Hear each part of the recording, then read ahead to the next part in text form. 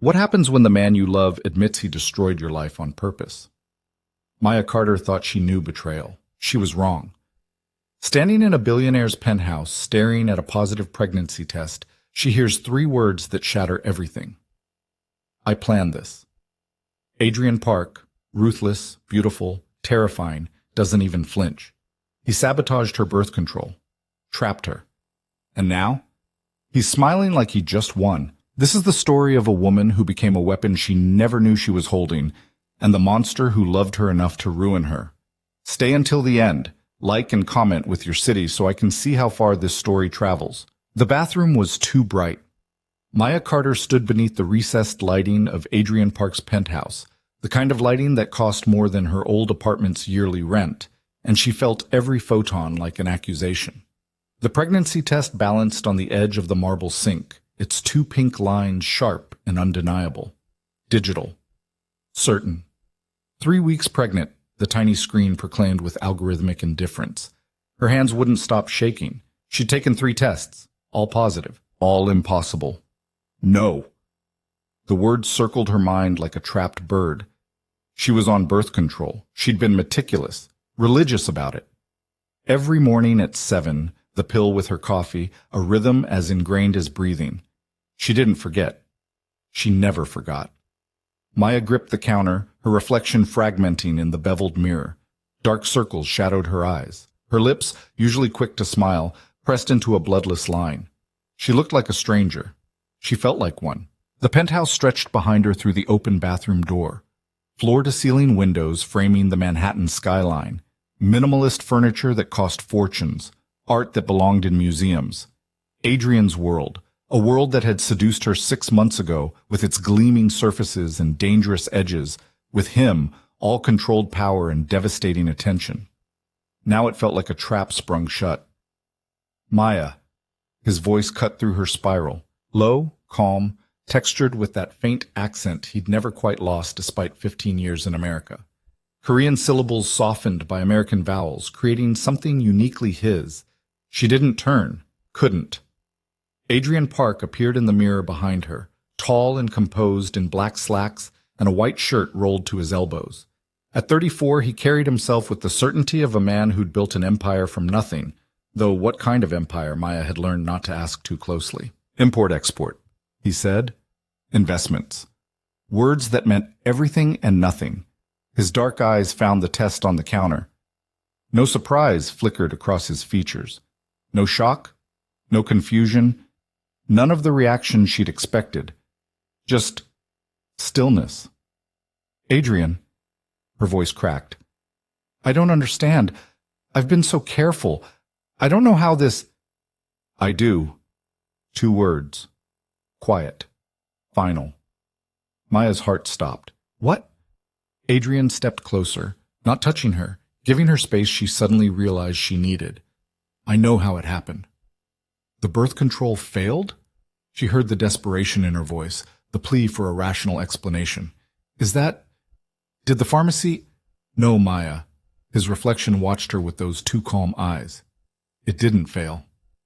The bathroom tilted. What are you saying?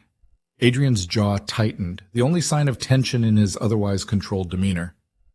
Your pills. I replaced them 3 months ago. The words didn't compute. They hung in the air, foreign, impossible. Replace them with what? But she already knew. She could see it in his face, in the way he stood like a man awaiting verdict. Placebos. The floor dropped away. Maya spun to face him, her back hitting the counter. You... what? You what? I replaced your birth control with sugar pills. His voice remained maddeningly level. You've been taking them for 12 weeks. You conceived approximately 20 days ago.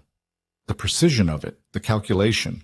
It crashed over her in waves, rage, disbelief, a terror so complete it stopped her breath. You're lying! She shook her head violently. This is insane. You wouldn't... I would. Adrian took a step forward, and Maya flinched back. He froze. Something flickered across his face. Pain, maybe, or regret, but it vanished before she could name it. I did. And I'd do it again. Why? The scream tore from her throat. Why would you? Jesus Christ, Adrian, do you understand what you've done? Do you? You were leaving. The simplicity of it stunned her silent. Adrian's hands curled into fists at his sides, the only betrayal of emotion. 2 months ago. You started looking at apartments in Boston. You told your friend Sarah you were thinking about grad school, about leaving New York, leaving me. Maya's blood ran cold. You went through my phone, your computer, your emails, your search history. No apology colored his admission. I have people who handle these things. You spied on me. I protected what's mine. I'm not a fucking possession. Her voice bounced off marble and glass, distorting. I'm a person. You can't just... You sabotaged my body, Adrian. You violated... I couldn't lose you. The raw honesty of it stopped her mid-breath. Adrian's composure cracked just slightly, revealing something desperate underneath. I couldn't, he repeated, quieter. You think this was easy? You think I didn't exhaust every other option? He dragged a hand through his black hair, disheveling it. I tried giving you space, tried being patient, but you kept pulling away, making plans that didn't include me, and I... He cut himself off, jaw working. I couldn't let you go. So you trapped me. Maya's laugh came out broken. You impregnated me against my will. Do you hear yourself? Do you understand what that makes you? Yes. No hesitation, no shame. I understand perfectly. The admission was somehow worse than denial. Maya's legs weakened. She slid down the counter until she sat on the cold tile, pregnancy tests still clutched in her trembling hand. I trusted you. I know. I loved you. You still do. Adrian crouched before her, balanced on the balls of his feet, careful not to touch. And I love you more than you can possibly comprehend. Enough to become the villain in your story. Enough to do the unforgivable. Love doesn't look like this. Tears burned her eyes. Love doesn't do this. No. His dark eyes held hers, unflinching. But obsession does. And I've been obsessed with you since the moment you walked into my life. Maya remembered that moment. 6 months ago, at a charity gala she'd attended with her marketing firm. She'd been standing by the bar, bored in a borrowed dress, when Adrian Park had materialized beside her with a smile that promised danger and delivered. You look like you'd rather be anywhere else, he'd said. Is it that obvious? Only to someone feeling the same way. They'd talked for hours. He'd been magnetic, intelligent, darkly funny. Attentive in a way that made her feel like the only person in a room of hundreds. When he'd asked for her number, she'd given it without hesitation. The first date became a second. The second became a month. The month became her moving into this penthouse, into his life, into a passion so consuming she'd ignored every warning sign. And there had been warnings. The way he always knew where she was, the casual mentions of things she'd never told him, the security details she'd dismissed as paranoia from a wealthy man. The friends who'd slowly, mysteriously drifted away or relocated. She'd chalked it up to his protective nature, his resources, his world being different from hers. She'd been such a fool. What happens now? Maya's voice came out hollow. You got what you wanted. I'm pregnant. I can't just leave with your child. Something dark flashed through Adrian's expression. That's not why I did this. Really? Because from where I'm sitting, it looks like a pretty effective way to keep me from running. The baby is a consequence, not the objective. He shifted closer, and Maya's body tensed. I wanted you, Maya. The pregnancy just ensures you'll stay long enough to understand that leaving me was never an option you could safely take. Ice flooded her veins. What does that mean? Adrian's face became unreadable. It means my world isn't the one you've been living in. The man you fell in love with. He exists, but he's not complete. There are parts of my life I've kept from you. Dangerous parts. Parts that would have sent you running if you'd known. Try me. He studied her for a long moment, something calculating moving behind his eyes. Then he stood, offering his hand. Maya stared at it like a snake. There's something you need to see, Adrian said quietly. Something that will make you understand why I couldn't let you go. Why walking away from me would have put you in more danger than staying ever could. I don't believe you. You don't have to. Not yet. His hand remained extended. But you need to know what you've been part of, even unknowingly. You need to understand the scope of what we're dealing with. We. As if they were a unit. As if he hadn't just confessed to reproductive coercion. But Maya found herself taking his hand anyway, letting him pull her to her feet. Not because she trusted him. Trust was ash between them now. But because she needed to understand. Needed to see the full picture of what her life had become. Adrian led her through the penthouse, past the living room with its panoramic views, past the chef's kitchen she'd learned to make breakfast in, toward his study, a room she'd never been allowed to enter. House rule, he'd said once, smiling. Everyone needs one space that's entirely theirs. She'd thought it was quirky, endearing even. Now, watching him press his thumb to a biometric scanner, she realized it was a warning she'd ignored. The door clicked open. The study was smaller than she'd expected, dominated by a massive desk and multiple monitors.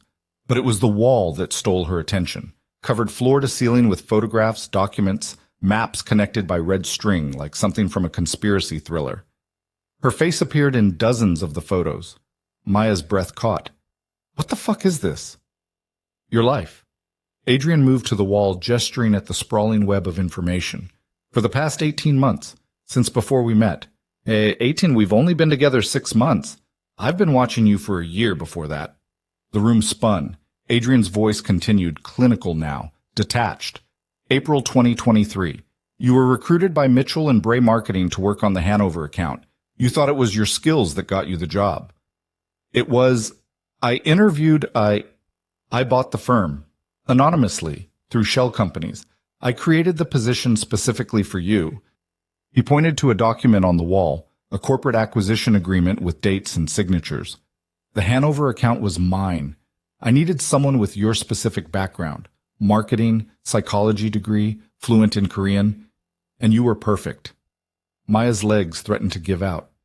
Why? Because 18 months ago, a different organization was also watching you. Adrian pulled down a photograph, handing it to her. Do you recognize this man? The image showed a middle-aged white man in a suit, gray at the temples, unremarkable. No. David Brennan, CIA. Specifically, a division that doesn't officially exist.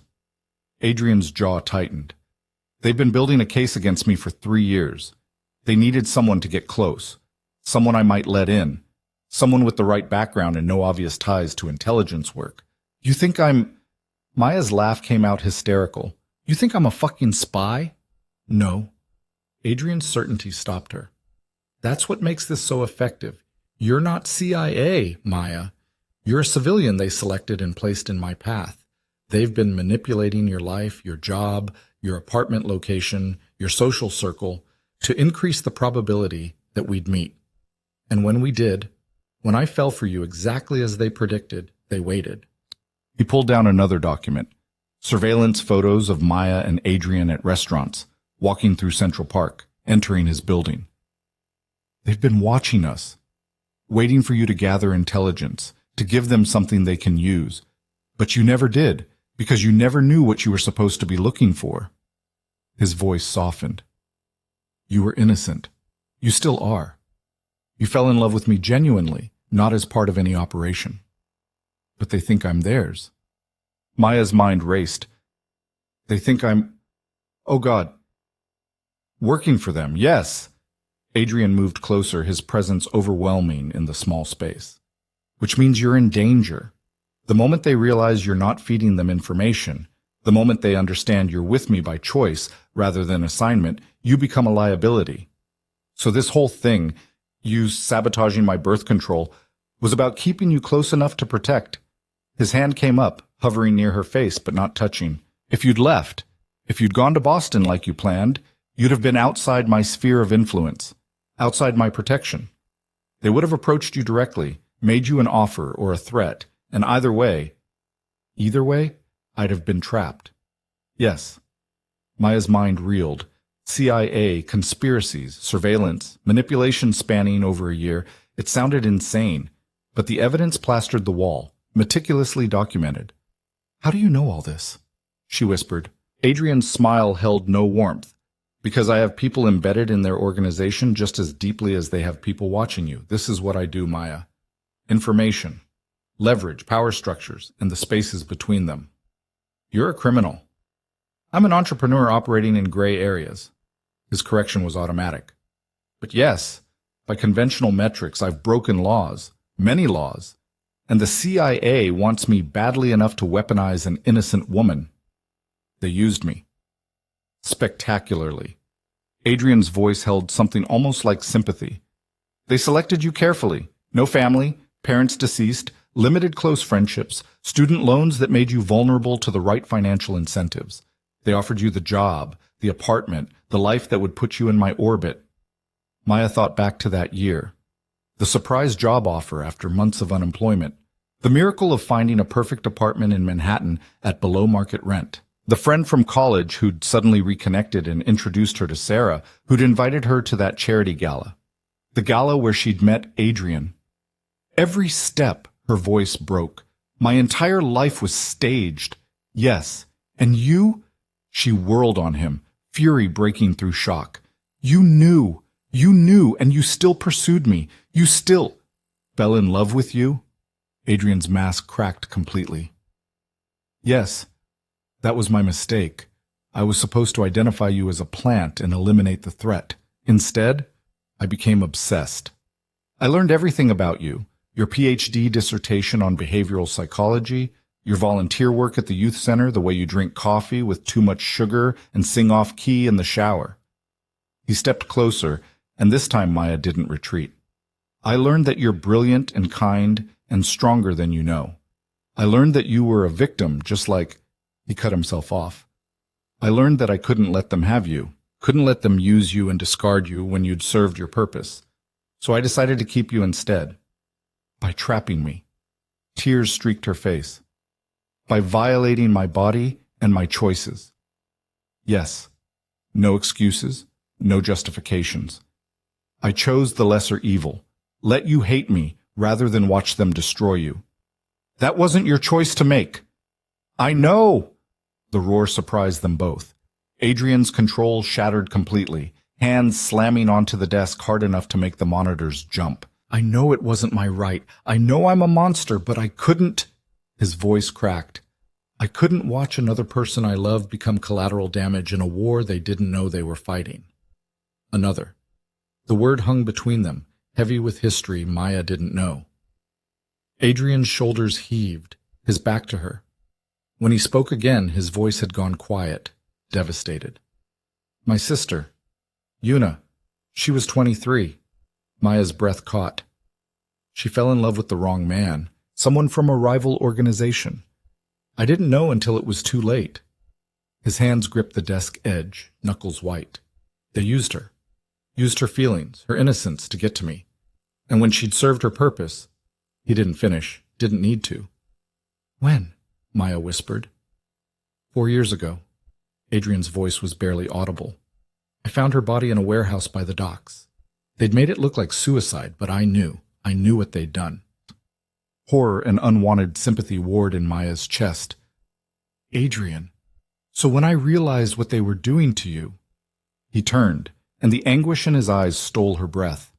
When I saw the pattern, the manipulation, the trap closing around another innocent woman, I couldn't let history repeat, even if it meant becoming the villain, even if it meant you'd hate me forever. I do hate you. The words came out broken. I hate what you did. I know, but I also... Maya pressed her hands to her face, overwhelmed. I don't know what I feel. This is too much. The CIA, the baby, your sister, all of it. The explosion cut her off. The windows shattered in a cascade of glass and violent sound. Maya's world became chaos, Adrian's body slamming into hers, driving her to the floor, covering her as debris rained down. Her ears rang. Smoke filled the study. Somewhere, alarms shrieked, "Stay down!" Adrian's weight pinned her, protective and suffocating. Don't move! Gunfire erupted, rapid, professional, coming from multiple directions. Adrian dragged them behind the desk, his body still shielding hers, reaching for something. A gun, Maya realized with crystalline shock, pulled from a hidden compartment. "What's happening?" she screamed over the chaos. "They found out." Adrian's face had transformed into something cold and lethal. "They know you're pregnant. They know I won't let you go now." "Who? Does it fucking matter?" He checked the gun with practiced efficiency. "Stay behind me. When I move, you move. Understand?" Maya nodded, unable to speak, unable to process that this was real, that people were shooting at them, that Adrian Park held a weapon like he'd been born with it, that her entire reality had dissolved in the space of an hour. More gunfire. Closer now. Adrian returned fire through the shattered window, 3 precise shots that made Maya's ears ring worse. Someone screamed outside. Someone fell. "How many?" she gasped. "At least 6. Professional?" Adrian's eyes scanned the room, calculating. They breached from the building across the street, used the explosion as cover for entry. Smart. "How are you so calm?" His smile was terrifying. "This isn't my first time being shot at, Maya." He grabbed her hand, pulling her toward a section of wall that looked solid. But when Adrian pressed a specific panel, it swung inward, a hidden passage, because of course this nightmare penthouse had hidden passages. "Go!" He shoved her inside. "Follow the stairs down. They'll take you to a garage. Black Mercedes, keys in the visor. Drive to—" "I'm not leaving you." "Maya, I said I'm not fucking leaving." Something fierce and triumphant flashed through his eyes. "Then stay close and do exactly what I say." They plunged into darkness together, Adrian's hand gripping hers, pulling her downstairs she couldn't see. Behind them, the sounds of combat grew muffled. Shouts, more gunfire, something heavy hitting the floor. The stairwell opened into a corridor lined with concrete. "Service tunnel," Maya's dazed mind supplied. Adrian moved with absolute certainty, even in the dark, weapon up and ready. "Who are they?" Maya whispered. "CIA. No, this is too aggressive for government work." Adrian paused at an intersection, listening. "This is private sector. Someone hired to clean up a problem. We're the problem. You're the problem. I'm just the bonus." They moved again, Adrian's body tense and alert. Maya's hand stayed in his, following blindly, trusting him in this moment even as she hated him for creating it. The garage materialized ahead, underground parking, dim lighting, rows of expensive vehicles. Adrian's Mercedes sat in a reserved spot, black and sleek and ready. "Get in," he ordered, tossing her the keys. "Driver's seat. We're leaving." Maya caught the keys, fumbling for the door handle. "Where are we?" Glass exploded behind them. 2 men emerged from the stairwell, weapons raised, dressed in tactical black. Adrian fired without hesitation. 1 shot, center mass, dropping the first man instantly. The second dove behind a concrete pillar, returning fire. Bullets sparked off metal, shattered a windshield 3 cars over. "Drive!" Adrian roared, shooting again, providing cover. Maya's hand shook so badly she could barely get the key in the ignition. The engine roared to life. Adrian yanked open the passenger door, diving inside even as more gunfire erupted. "Go, go, go!" Maya floored it. The Mercedes screamed toward the exit ramp, tires squealing. Behind them, the second gunman emerged, firing. The rear window cracked. Spiderwebbing but not breaking. Bulletproof glass, Maya realized. The garage exit exploded into streetlight. Maya careened onto Manhattan pavement, horns blaring, nearly clipping a taxi. Adrian twisted in his seat, weapon trained on the garage entrance. "Turn left," he commanded. "Now!" Maya obeyed on autopilot, her psychology degree not having prepared her for evasive driving. The Mercedes handled like a dream, responsive and powerful under her terror-clumsy hands. "They'll have a follow car," Adrian said, scanning behind them. "Black SUV, 3 cars back. See it?" Maya checked the mirror. Sure enough, a massive Escalade wove through traffic, gaining. "What do I do?" "Drive like your life depends on it." His voice turned cold. "Because it does." The next 10 minutes became a blur of turns and acceleration, of Adrian's clipped directions and Maya's white-knuckled grip on the wheel. The SUV stayed with them, persistent, professional. "They're corralling us," Adrian muttered, "pushing us toward the bridge." "Why?" "Because bridges are isolated. Easy to block both ends. Nowhere to run." He checked his gun. "We need to break the pattern. Next right, take it." Maya whipped the wheel. They plunged into a narrower street, brownstones and parked cars. The SUV followed, closing distance. There! Adrian pointed to an alley barely wide enough for the Mercedes. Now! That's insane! Do it! Maya turned hard. The Mercedes scraped between brick walls with inches to spare, mirrors folding back, paint scraping. The SUV tried to follow and wedged itself, too wide, blocking the entrance. They burst onto the next street, temporarily clear. Lincoln Tunnel, Adrian directed. We need to get out of Manhattan. And go where? Somewhere they can't follow. Somewhere I control the terrain. Maya's hands trembled on the wheel, adrenaline making her vision sharp and strange. This is insane. This whole thing is insane. Welcome to my world. Adrian's voice held dark humor. Still want to leave? The question was absurd. Offensive. She was pregnant with his child. A child he'd forced on her through sabotage. She'd just been shot at by professional killers. Her entire life had been revealed as a constructed lie. But as Maya drove through the night, Adrian beside her, both of them running from threats she barely understood, one truth crystallized with terrible clarity. She couldn't leave now even if she wanted to.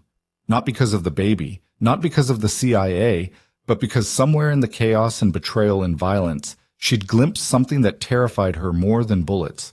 The part of her that didn't want to. The part that felt most alive in this moment, with danger at their backs, and Adrian's presence filling the car like dark electricity. The part that remembered why she'd fallen for him in the first place, not the lie he'd sold her, but the truth underneath. Dangerous. Possessive. Absolutely certain. And despite everything, despite the unforgivable violation, some broken piece of Maya's soul whispered that she'd rather burn in his fire than freeze in anyone else's safety. The tunnel's ahead, she said, voice steadier than it had any right to be. What then? Adrian looked at her, something unreadable moving behind his eyes. Then we disappear. Together. I haven't forgiven you. I know. I might never forgive you. I know that too.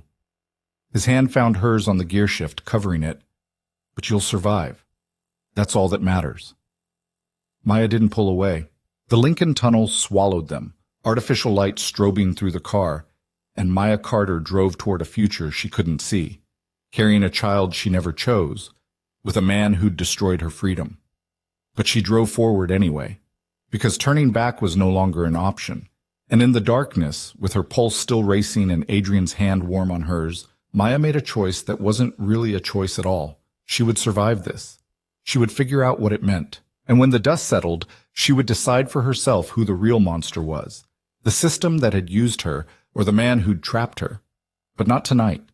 Tonight, she just drove. The safe house materialized from the darkness, like something out of a fever dream. A sprawling estate on the New Jersey coast, hidden behind iron gates and tall hedges that whispered secrets to the wind. Maya had driven for 2 hours under Adrian's terse directions, her knuckles white on the steering wheel, the adrenaline finally beginning to ebb into something worse. Awareness. She was 3 weeks pregnant. She'd been shot at.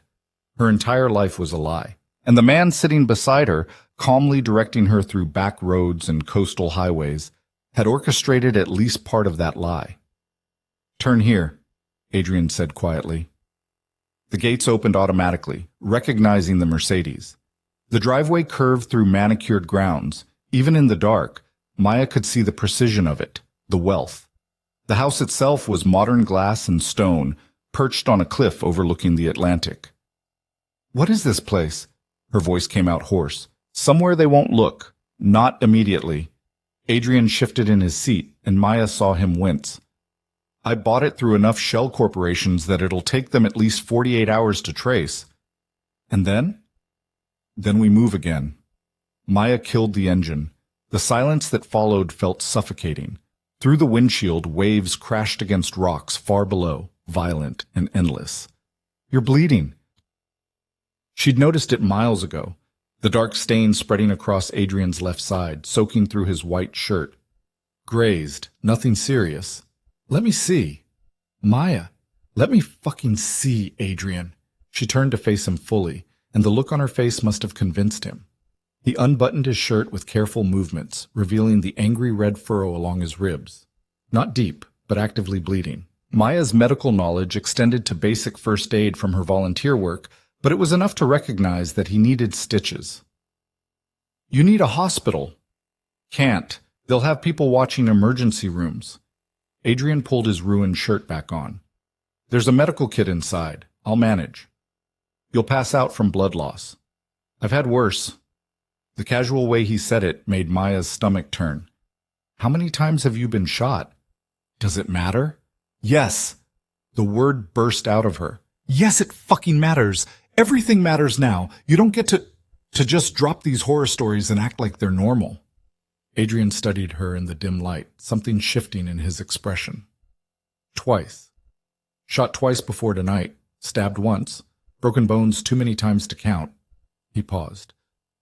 "Welcome to the world you've been sleeping next to for 6 months."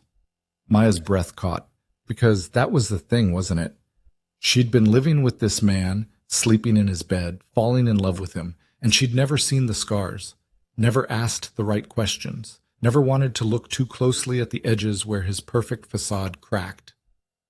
"Come on." Adrian opened his door, moving stiffly. "We need to get inside. They might have tracking tech on the car." The house was exactly what Maya expected. Expensive, minimalist, sterile as a hotel. Adrian moved through it with familiar efficiency, leading her to a bedroom where he pulled a large metal case from under the bed. Medical supplies. Professional grade. "Sit," Maya ordered, pointing to the bed. "I can do this myself." "Sit down before you fall down." Something almost like a smile flickered across his face. Adrian sat, and Maya opened the case, finding everything from sutures to antibiotics to what looked like surgical equipment. Her hands shook as she pulled on latex gloves. "Talk me through it," she said. "What do I need to do?" For the next 30 minutes, Adrian guided her through cleaning and stitching the wound with clinical precision. His voice never wavered, even when the needle pierced skin. Maya tried to match his calm, focusing on the mechanics, not the intimacy of it. Her hands on his bare skin, the heat of him, the way his muscles tensed under her touch. "You're good at this," Adrian murmured as she tied off the final stitch. "I'm good at following instructions." Maya stripped off the gloves, suddenly exhausted. "That's different from good." "Not really." He caught her wrist before she could pull away. "Maya, look at me." She didn't want to see whatever was in his eyes, but she looked anyway. "I'm sorry," Adrian said quietly. "For all of it. For the choices I made, the autonomy I stole. You deserved better than this." "Sorry doesn't fix it." "I know, but it's true anyway." His thumb traced small circles on her inner wrist, and her traitorous pulse jumped. "I told myself I was protecting you, that trapping you was kinder than the alternative. But the truth is simpler." "What's the truth?" "I'm selfish. I wanted you, and I took you, and I'd burn the world down before I'd let you go." His eyes held hers, dark and intense and completely honest. "So yes, I'm a monster, but I'm your monster now, whether you want me or not." Maya jerked her hand back. "That's not romantic, Adrian. That's terrifying." "I know." He stood, moving to the window, looking out at the black ocean. "You asked me in the car if I'd do it again. The answer is yes, every time. Because the alternative, watching you walk into their trap, watching you become what my sister became, I can't. I won't." "Your sister." Maya's voice softened despite herself. "Tell me about her." Adrian was silent for so long she thought he wouldn't answer. Then, "Yuna was everything good I wasn't, kind, trusting. She believed in people." His reflection in the glass looked haunted. "She met him at university, Taimin. He was charming, attentive, made her feel special, everything a predator does." Maya's chest tightened. "I didn't know he was from the Yang family. Didn't know they'd sent him specifically to get close to her, to me, through her. By the time I figured it out," his voice cracked, "she was in love with him, really in love, and he was feeding them everything, our security protocols, business operations, weaknesses." "What happened?" "They used her to set a trap, told her Taemin was in danger, that she needed to come alone. She did." Adrian's hands fisted against the window frame. "They tortured her for information I'd never given her. When she had nothing left to tell, they killed her and staged it to look like she jumped from a bridge." "Oh my God." I found her 3 days later. The police had already closed the case. His laugh was bitter. Tragic suicide, heartbroken girl, case closed. But you knew. I knew. And I spent the next year destroying every member of the Yang family who'd touched her. He turned to face Maya, and the emptiness in his eyes made her shiver. Every single one. I didn't just kill them. I erased them. Their money, their power, their legacy. By the time I was done, the Yang name was ash. Maya should have been horrified, should have run screaming. Instead, she found herself asking, how old was she? 23, a year younger than you are now. The parallel wasn't subtle. Maya wrapped her arms around herself, suddenly cold despite the house's perfect temperature. So when you saw them doing the same thing to me, I saw Yuna, saw another innocent woman being positioned as a pawn in someone else's game. Adrian crossed to her, stopping just short of touching. And I decided that if someone had to be the villain in your story, it would be me. Better you hate me and live than love me and die. That's a false dichotomy.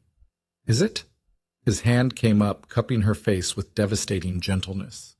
They were using you, Maya, whether you knew it or not. The moment you stopped being useful, the moment you became a liability instead of an asset, they would have eliminated you. That's how this world works. Your world.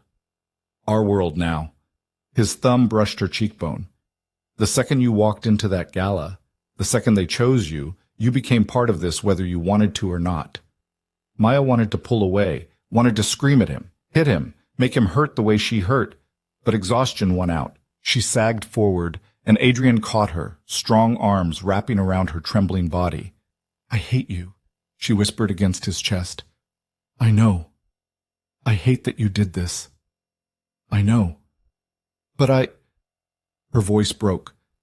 I don't know how to leave. Then don't. His lips pressed against her hair.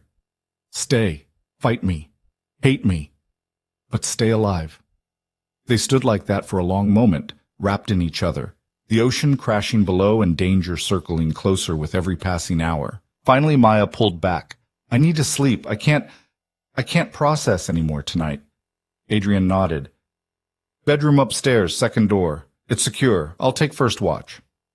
Watch for what? Anyone who followed us. Anyone who wants to finish what they started. He picked up his gun from where he'd set it on the dresser, checking it with practiced ease. Sleep, Maya. Tomorrow we deal with the rest. But Maya didn't move toward the stairs. Instead, she heard herself say, The baby. You said it was a consequence, not the objective. What did you mean? Adrian's expression shuddered. Exactly what I said. I replaced your pills because I needed you dependent on me. Needed a reason you couldn't just walk away. The pregnancy... He paused.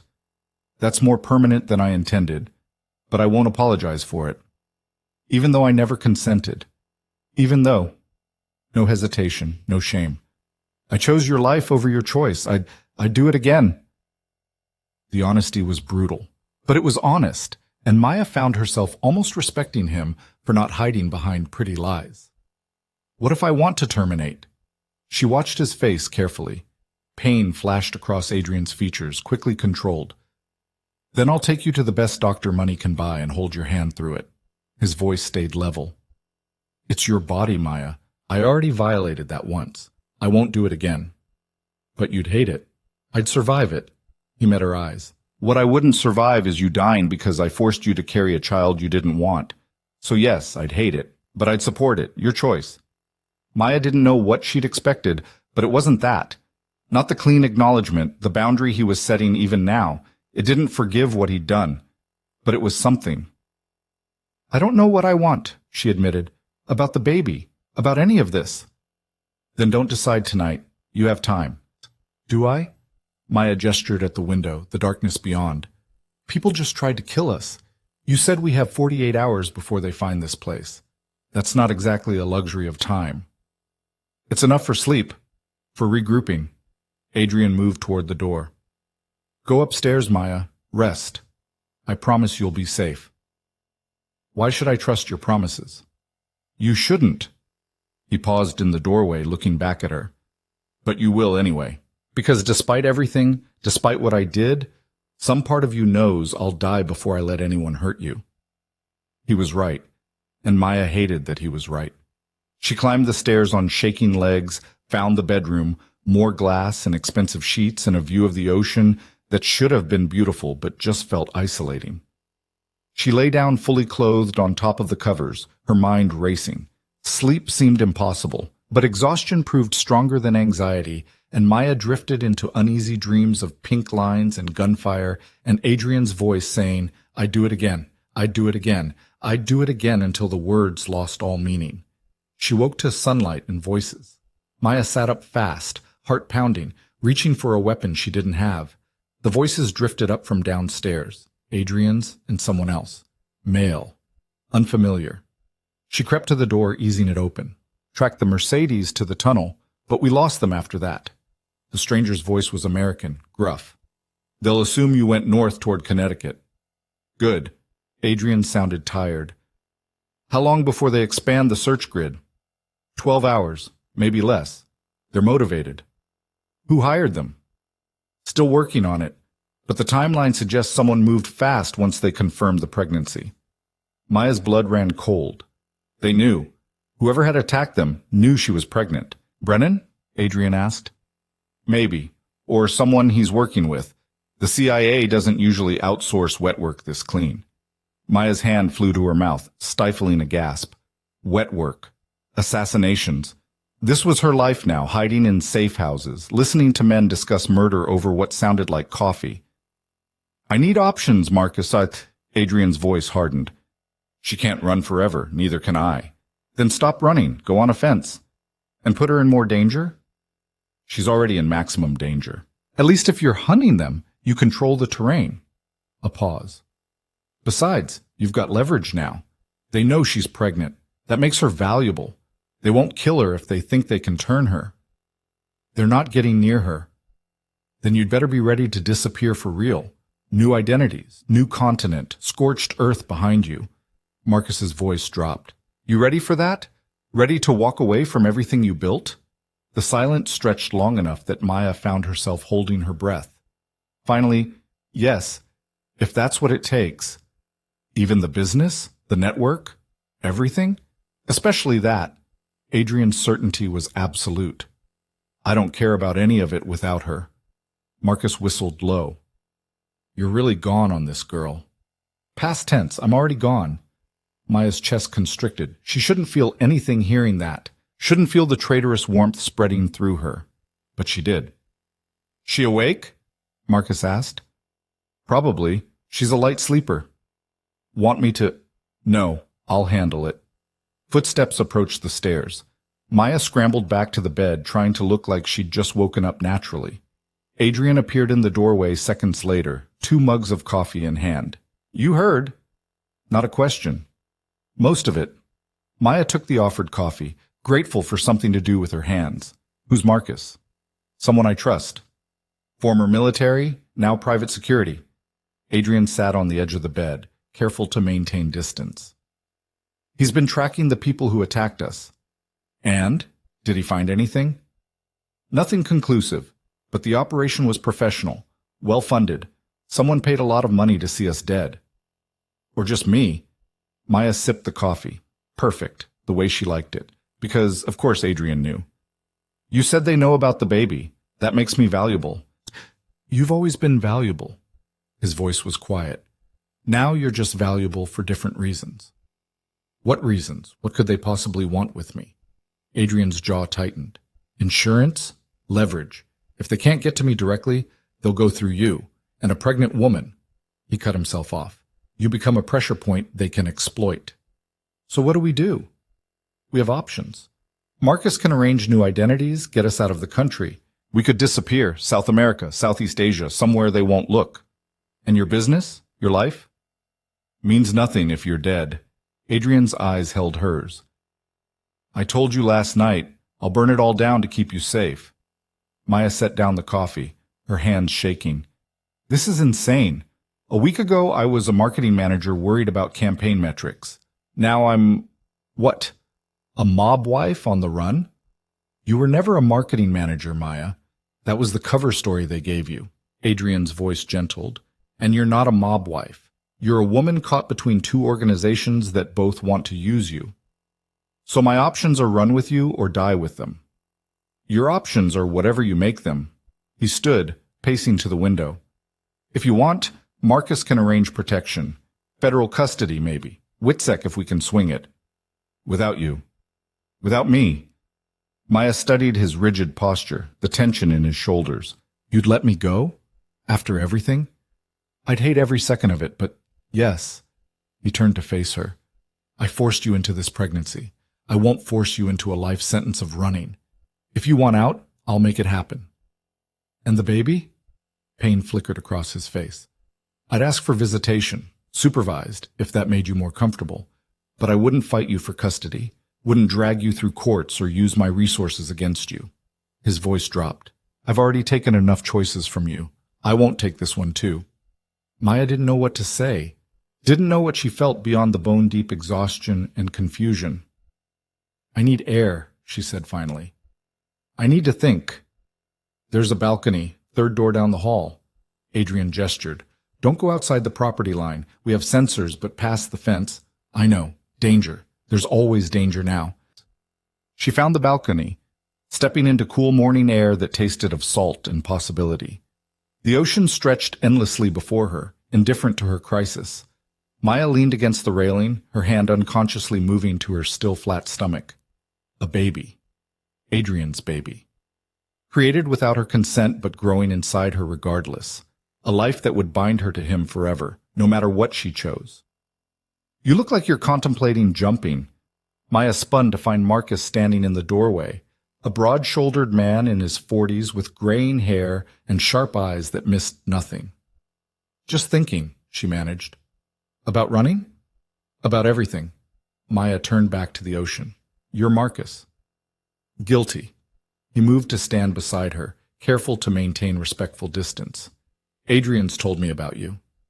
Nothing good, I assume. On the contrary, he hasn't shut up about you for 6 months. Marcus's voice held dry humor. Smart, funny, way too good for him. His words, not mine. Despite everything, Maya almost smiled. He's sabotaged my birth control. I know. Told him it was a shit idea. And he did it anyway, because when Adrian Park decides he wants something, morality becomes negotiable. Marcus pulled out a cigarette, then seemed to think better of it. But you already knew that about him. Did I? You fell for him. Not the fake version, the real one. You saw the darkness and stayed anyway. Marcus's eyes assessed her. Question is, now that you know the full extent of it, can you still stay? I don't know. Fair enough. He leaned against the railing. For what it's worth, I've known Adrian 10 years. Worked for him, protected him, cleaned up his messes, and I've never seen him like this. Never seen him willing to walk away from everything. Love makes people do crazy things. This isn't love. Love is what normal people feel. Marcus's voice turned serious. What Adrian feels for you, that's obsession, possession. It's dangerous and unhealthy and probably textbook pathological. You're not selling this well. I'm not trying to. I'm trying to give you the truth. He met her eyes. But here's the other truth. That same obsession means he'll die before he lets harm come to you. Means he'll sacrifice everything, power, money, his own life, to keep you safe. So you've got to decide, is that kind of devotion worth the cost? Maya's throat tightened. What if I can't forgive what he did? Then you can't. Forgiveness isn't mandatory. Marcus straightened. But survival is. And right now your best chance of that is with him. Whatever else he is, Adrian's good at keeping people alive. Except your sister, Maya said quietly. He told me about Yuna. Marcus's expression darkened. Yuna was different. He didn't know she was in danger until too late. With you, he paused. With you, he knows every threat before it materializes. He's not making the same mistake twice. By making different ones instead. Exactly. Marcus moved toward the door, then stopped. One more thing. The people who attacked you last night, they're not going to stop. Whether you stay with Adrian or not, you're marked now. They know you matter to him. They know you're pregnant. That makes you a target forever. The word settled over Maya like a shroud. So I'm trapped either way. Welcome to Adrian's world. Marcus's smile held no humor, where all the choices are bad, and you just pick the one you can live with. He left her alone with that bleak assessment. Maya stood on the balcony for another hour, watching the ocean, feeling the morning sun warm her skin. Inside her, cells divided and multiplied, building a life she hadn't chosen. Around her, danger circled closer, patient and inevitable. And somewhere in the house, Adrian waited for a decision that would define everything. When Maya finally went back inside, she found him in the living room, staring at a laptop screen with furious intensity. He looked up as she entered, and the hope in his eyes nearly broke her. "I'm not forgiving you," she said without preamble. "Not now. Maybe not ever." Adrian's face remained carefully neutral. "Okay. But I'm staying, for now, until I figure out what comes next." Maya moved closer, needing him to understand. "Not because I love you, not because I trust you, but because Marcus is right. I'm safer with you than without you." "That's enough." Adrian's voice was rough. "That's more than I deserve." "It is." Maya sat across from him. "So here are my terms. You don't touch me without permission. You don't make decisions about my body or my life. And you tell me everything. No more secrets, no more protection through ignorance." "Agreed." "I mean it, Adrian, everything. How you make money, who's trying to kill us, what the end game is, all of it." "Okay." He closed the laptop, giving her his full attention. "What do you want to know first?" Maya took a breath. "Start with the truth. What do you actually do?" And for the next 3 hours, Adrian Park laid bare his entire operation. The shipping containers that moved more than legal goods, the network of politicians and businessmen on his payroll, the money laundering, the information brokering, the carefully maintained balance between legitimate enterprise and criminal empire. Maya listened, horrified and fascinated in equal measure, as the man she'd fallen for revealed himself as something far more complex and dangerous than she'd imagined. By the time he finished, the sun had reached its zenith, and Maya understood with crystalline clarity that there was no going back to the life she'd known. That life had been a fiction anyway. Adrian's world of shadows and violence and impossible choices, this was her reality now. And somehow, terrifyingly, she would have to find a way to survive it. The call came at 3 a.m, shattering the fragile peace Maya had managed to construct over the past 5 days. She jerked awake to find Adrian already moving, phone pressed to his ear, his face illuminated by the cold glow of the screen. "When?" His voice was granite. "How many?" Maya sat up, her heart already racing. In the days since their arrival at the safe house, she'd learned to read the subtle shifts in Adrian's demeanor, the way his shoulders tensed before delivering bad news, the particular stillness that preceded violence. "Understood. 40 minutes. He ended the call, already reaching for the duffel bag he kept packed by the door, always ready, always prepared to run. "What happened?" Maya's voice came out steadier than she felt. "They found us." Marcus's contact spotted surveillance teams setting up on the access roads. Adrian moved with efficient precision, pulling weapons from hidden compartments, checking ammunition. "We have maybe 30 minutes before they move in." "I thought we had more time." "So did I." His jaw tightened. "Someone talked. Someone always talks." Maya threw off the covers, her mind already cataloging what she needed. Her bag with documents, the burner phone Adrian had given her, the pills she'd been taking for prenatal vitamins, because despite everything, despite the violation and the fury, some part of her had decided to keep this pregnancy. She hadn't told Adrian yet, hadn't admitted it to herself until the words formed in her mind. She was keeping the baby. The realization should have terrified her. Instead, it felt like the first real choice she'd made in weeks. "Where do we go?" She dressed quickly, pulling on jeans and a dark sweater. "Marcus has a boat waiting in Barnegat Bay. From there, we head south." Adrian checked his watch. "But first we need to get off this property without being seen. The sensors will tell them exactly where we are the second we cross the perimeter, so we don't cross it." He moved to the window, scanning the darkness beyond. "We go under." Maya followed his gaze and saw nothing but manicured lawn sloping toward the cliff edge. Under what? The property was a smuggler's haven in the 1920s. Prohibition-era tunnels run from the basement to a cave system below the cliffs. Adrian shouldered the duffel bag. I bought the place specifically because of them. Of course you did. Maya grabbed her own bag, smaller but packed with everything Marcus had insisted she might need: cash, fake IDs, a handgun she still didn't know how to use properly, despite Adrian's patient instruction over the past days. They descended to the basement in silence, their footsteps muffled on expensive carpet that gave way to bare concrete. Adrian moved unerringly to a wine rack that swung outward with a mechanical click, revealing a narrow passage carved into rock. "Stay close," he murmured, producing a flashlight. "The tunnels are stable but dark. Don't touch the walls. Some sections still have unstable supports." Maya nodded, her throat too tight for words. She followed him into the passage, and the wine rack swung shut behind them with terrible finality. The darkness pressed in, absolute and suffocating. Adrian's flashlight carved a thin path through black that seemed to swallow the light. The tunnel sloped downward, rough-hewn walls glistening with moisture. Maya's breathing echoed strangely, mixing with the distant sound of waves. The air tasted of salt and stone and age. "How far?" she whispered. "Quarter mile. The cave opens onto a small beach, accessible only at low tide." Adrian's voice remained calm, anchoring her. "Marcus will meet us there with the boat." They walked in tense silence, the tunnel twisting deeper into the earth. Maya's hand brushed the wall once, and came away damp and cold.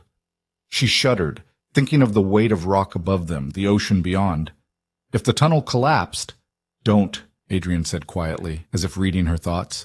"These passages have survived a century. They'll survive tonight." "You can't know that." "No, but I can believe it." He glanced back at her, his face half-shadowed in the flashlight's glow. "Belief is sometimes all we have." The words hung between them, freighted with meaning beyond the immediate moment. Maya thought of the past 5 days, the careful distance they'd maintained, the conversations that had revealed more than she'd wanted to know about Adrian's world. She'd learned about the legitimate shipping business that funded the illegitimate one, the politicians he owned, the judges on his payroll, the complex web of favors and threats that kept his empire running. She'd learned that Adrian Park was exactly what he'd claimed, a monster wearing a beautiful face. But she'd also learned that monsters could be surprisingly honest when they chose to be. "The agency made contact," Maya said suddenly, "yesterday, while you were on the phone with Marcus." Adrian stopped so abruptly she nearly collided with him. "What?" "A text. From a number I didn't recognize." Maya pulled out the burner phone, showing him the message she'd screenshotted before deleting. "They want to meet, just me. They said they can offer protection." Adrian's face went deadly still as he read the message. "When were you planning to tell me?" "I don't know. Now, I guess." Maya met his eyes. "They're not wrong, are they? You can run, but they have resources. Eventually they'll catch us." "Yes." Adrian handed back the phone, his expression unreadable. "So what do you want to do?" "I don't know." The admission felt like failure. Part of me thinks I should take the meeting, hear what they have to say. Maybe there's a way out that doesn't involve spending the rest of my life running. "There isn't." Adrian's voice was flat. "They'll promise safety, protection, a new life. And in exchange, they'll want you to testify. Give them everything I've told you, everything you've seen. Then, when I'm in prison or dead, they'll decide you know too much and make you disappear too." "You don't know that." "I know exactly that. It's what I'd do in their position." He started walking again, faster now. "But it's your choice, Maya. It's always been your choice, despite what I did. If you want to take the meeting, I won't stop you." "You'd let me walk into what you think is a trap?" "I'd follow you, from a distance, and I'd be ready to pull you out if things went wrong." His shoulders tensed, "But I wouldn't stop you from making your own decision." The tunnel opened suddenly into a larger cavern, the sound of waves growing louder. Adrian's flashlight revealed rough stone walls, the glitter of water pooling in depressions, and ahead, a narrow opening where moonlight spilled across wet sand. "Wait here." Adrian moved to the cave mouth, scanning the beach beyond.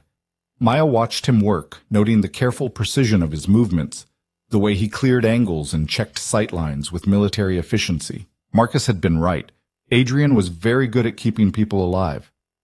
"Clear," he said finally. But we need to move fast. The tide's already turning.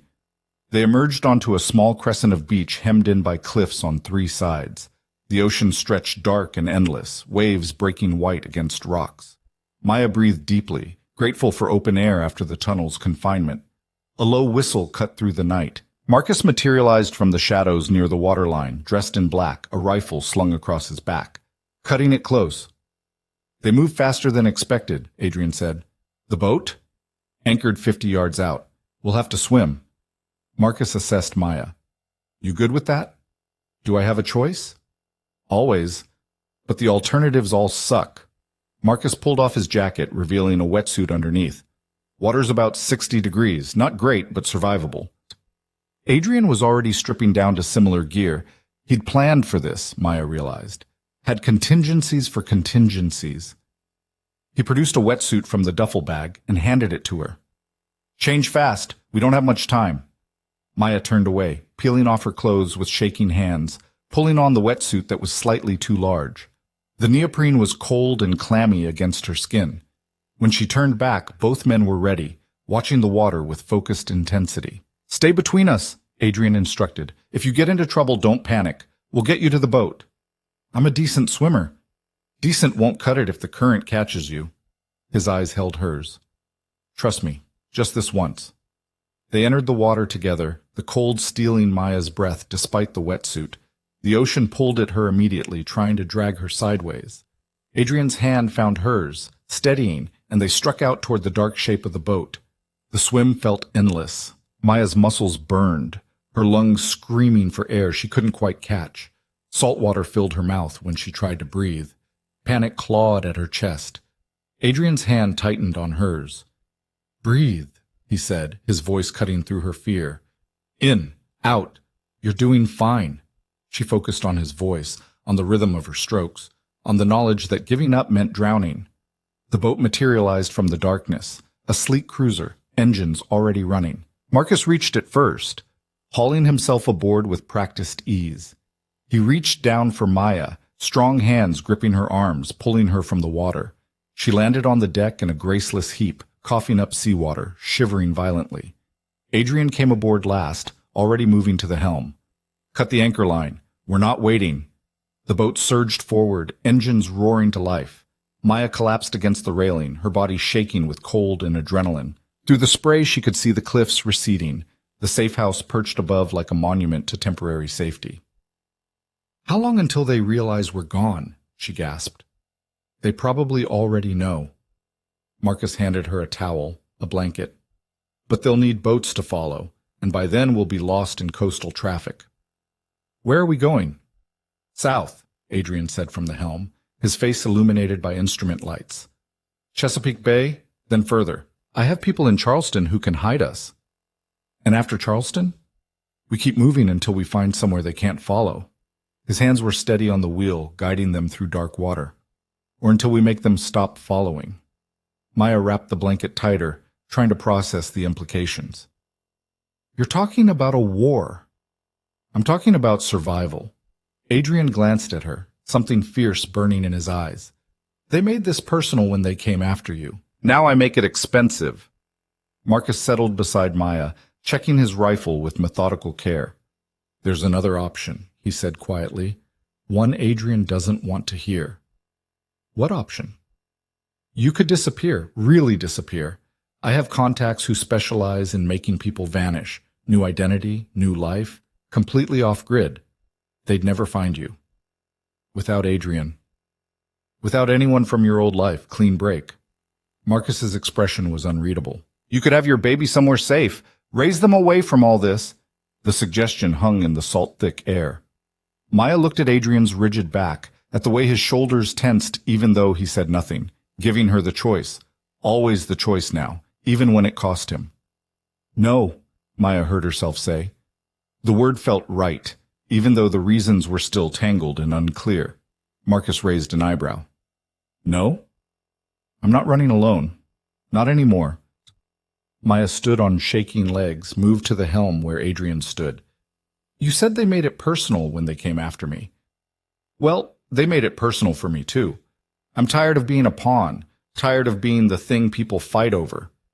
Adrian's hands tightened on the wheel. Maya, I'm staying. We're staying. She placed her hand over his, feeling the warmth of his skin through the cold. But not because I forgive you. Because I'm choosing this. Choosing to fight back instead of just surviving. Something shifted in Adrian's expression. Relief and fear and desperate hope. All tangled together. You don't know what you're signing up for. Then tell me everything. Maya's voice gained strength. You want me to stay? Give me the truth, all of it. Who are we really fighting? What's the end game? How does this end? Adrian was silent for a long moment, steering them through increasingly choppy water. Finally he spoke, his voice low and intense.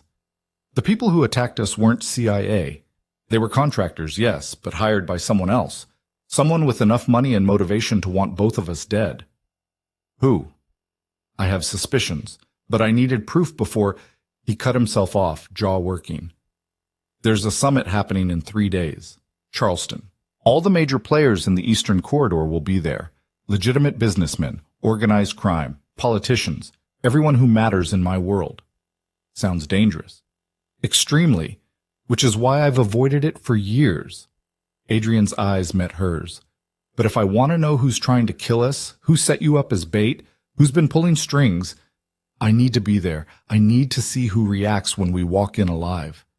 Maya's blood ran cold. You want to use us as bait. I want to force their hand, make them show themselves. His voice hardened. And when they do, I'll eliminate the threat permanently. By eliminate, you mean kill them. Yes. No hesitation, no euphemism. That's the only language this world understands. Marcus spoke up from behind them. It's a solid plan. Risky as hell, but solid. Show up where they don't expect, watch who flinches, then move before they can regroup.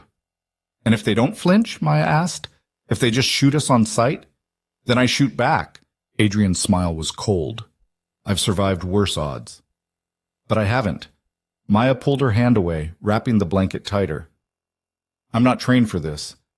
I don't know how to survive a war. Which is why you'll stay on the boat with Marcus while I attend the summit. Adrian's tone left no room for argument. I won't put you in direct danger. Because you've been so good at keeping me safe so far? The words came out sharper than intended. Adrian flinched but didn't argue. Fair point. I'm coming with you, Maya said firmly.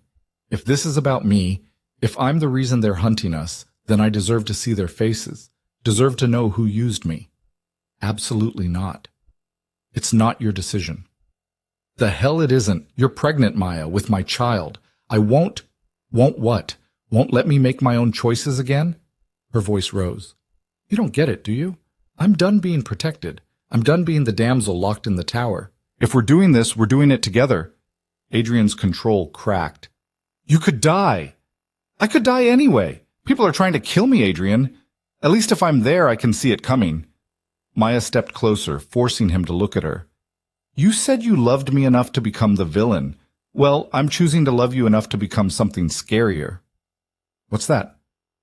Your partner. Your equal. Not your possession or your responsibility. Your choice.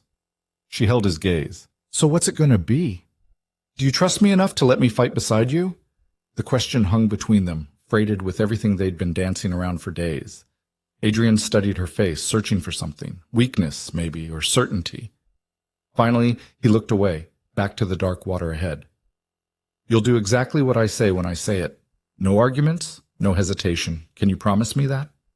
In a firefight? Yes, absolutely. Maya's voice softened. But in life? No. I'm done with unquestioning obedience. Despite everything, Adrian almost smiled. Fair enough. He reached for her hand again, and this time she let him take it. Then we do this together, but if things go wrong, they won't. If they do, he continued firmly, you run. You take Marcus, and you run, and you don't look back. Promise me. Maya wanted to argue, to insist she'd never leave him, but the look in his eyes stopped her. The same desperate fear she'd seen when he'd confessed about Yuna, the terror of losing someone he loved. I promise, she lied. The boat cut through the darkness, carrying them south toward Charleston, toward danger, toward the confrontation that would either end the threat or end them. Maya watched the coastline slip past, thinking about the woman she'd been 6 months ago. That Maya would have run, would have taken the agency's offer, disappeared into witness protection, built a safe life far from men like Adrian Park. But that Maya had been living a lie, had been someone else's pawn, moving through a scripted life without knowing the plot. This Maya, exhausted, terrified, pregnant, and furious, this Maya knew the truth, and she was done running from it. "Tell me about the summit," she said, her voice steady. "Who will be there? What should I expect?" Adrian glanced at her, something like pride flickering across his features. Then he began to talk, laying out the landscape of power and violence they were sailing toward. Maya listened, memorizing names and faces, learning the language of this new world. By the time dawn broke over the Atlantic, painting the water gold and pink, Maya Carter had made her choice. Not the choice Adrian had forced on her with sabotaged pills and pregnancy. Not the choice the agency had scripted with their manipulation. Her choice. And she would see it through to whatever end waited in Charleston. The days that followed blurred together in a haze of preparation and motion. They docked in a private marina outside Charleston where Adrian had connections. People who asked no questions and saw nothing. A car waited for them, black and anonymous, and they drove to yet another safe house. This one a converted warehouse in the industrial district. "Home sweet home," Marcus said dryly as they entered the cavernous space. It was nothing like the beach house. This was operational. Computers set up on folding tables, weapons laid out with military precision, maps covering the walls marked with locations and times. A war room. "Jesus," Maya breathed. "I've been planning this for months," Adrian admitted, moving to the computers. "Since before you and I met. I knew eventually I'd have to force a confrontation. You just accelerated the timeline." "Lucky me." He looked at her sharply, trying to assess if she was serious or sarcastic. Maya wasn't sure herself. Over the next 2 days, Adrian walked her through everything. The summit would be held at the Commodore Hotel, a historic property on the waterfront. Security would be tight, but not impassable. The attendees would include everyone from legitimate shipping magnates to outright criminals, all maintaining the fiction of a business conference. "There will be 3 people I'm watching," Adrian said, pulling up photos on the laptop. "First, Vincent Calabrese. East Coast operations, old money, old grudges.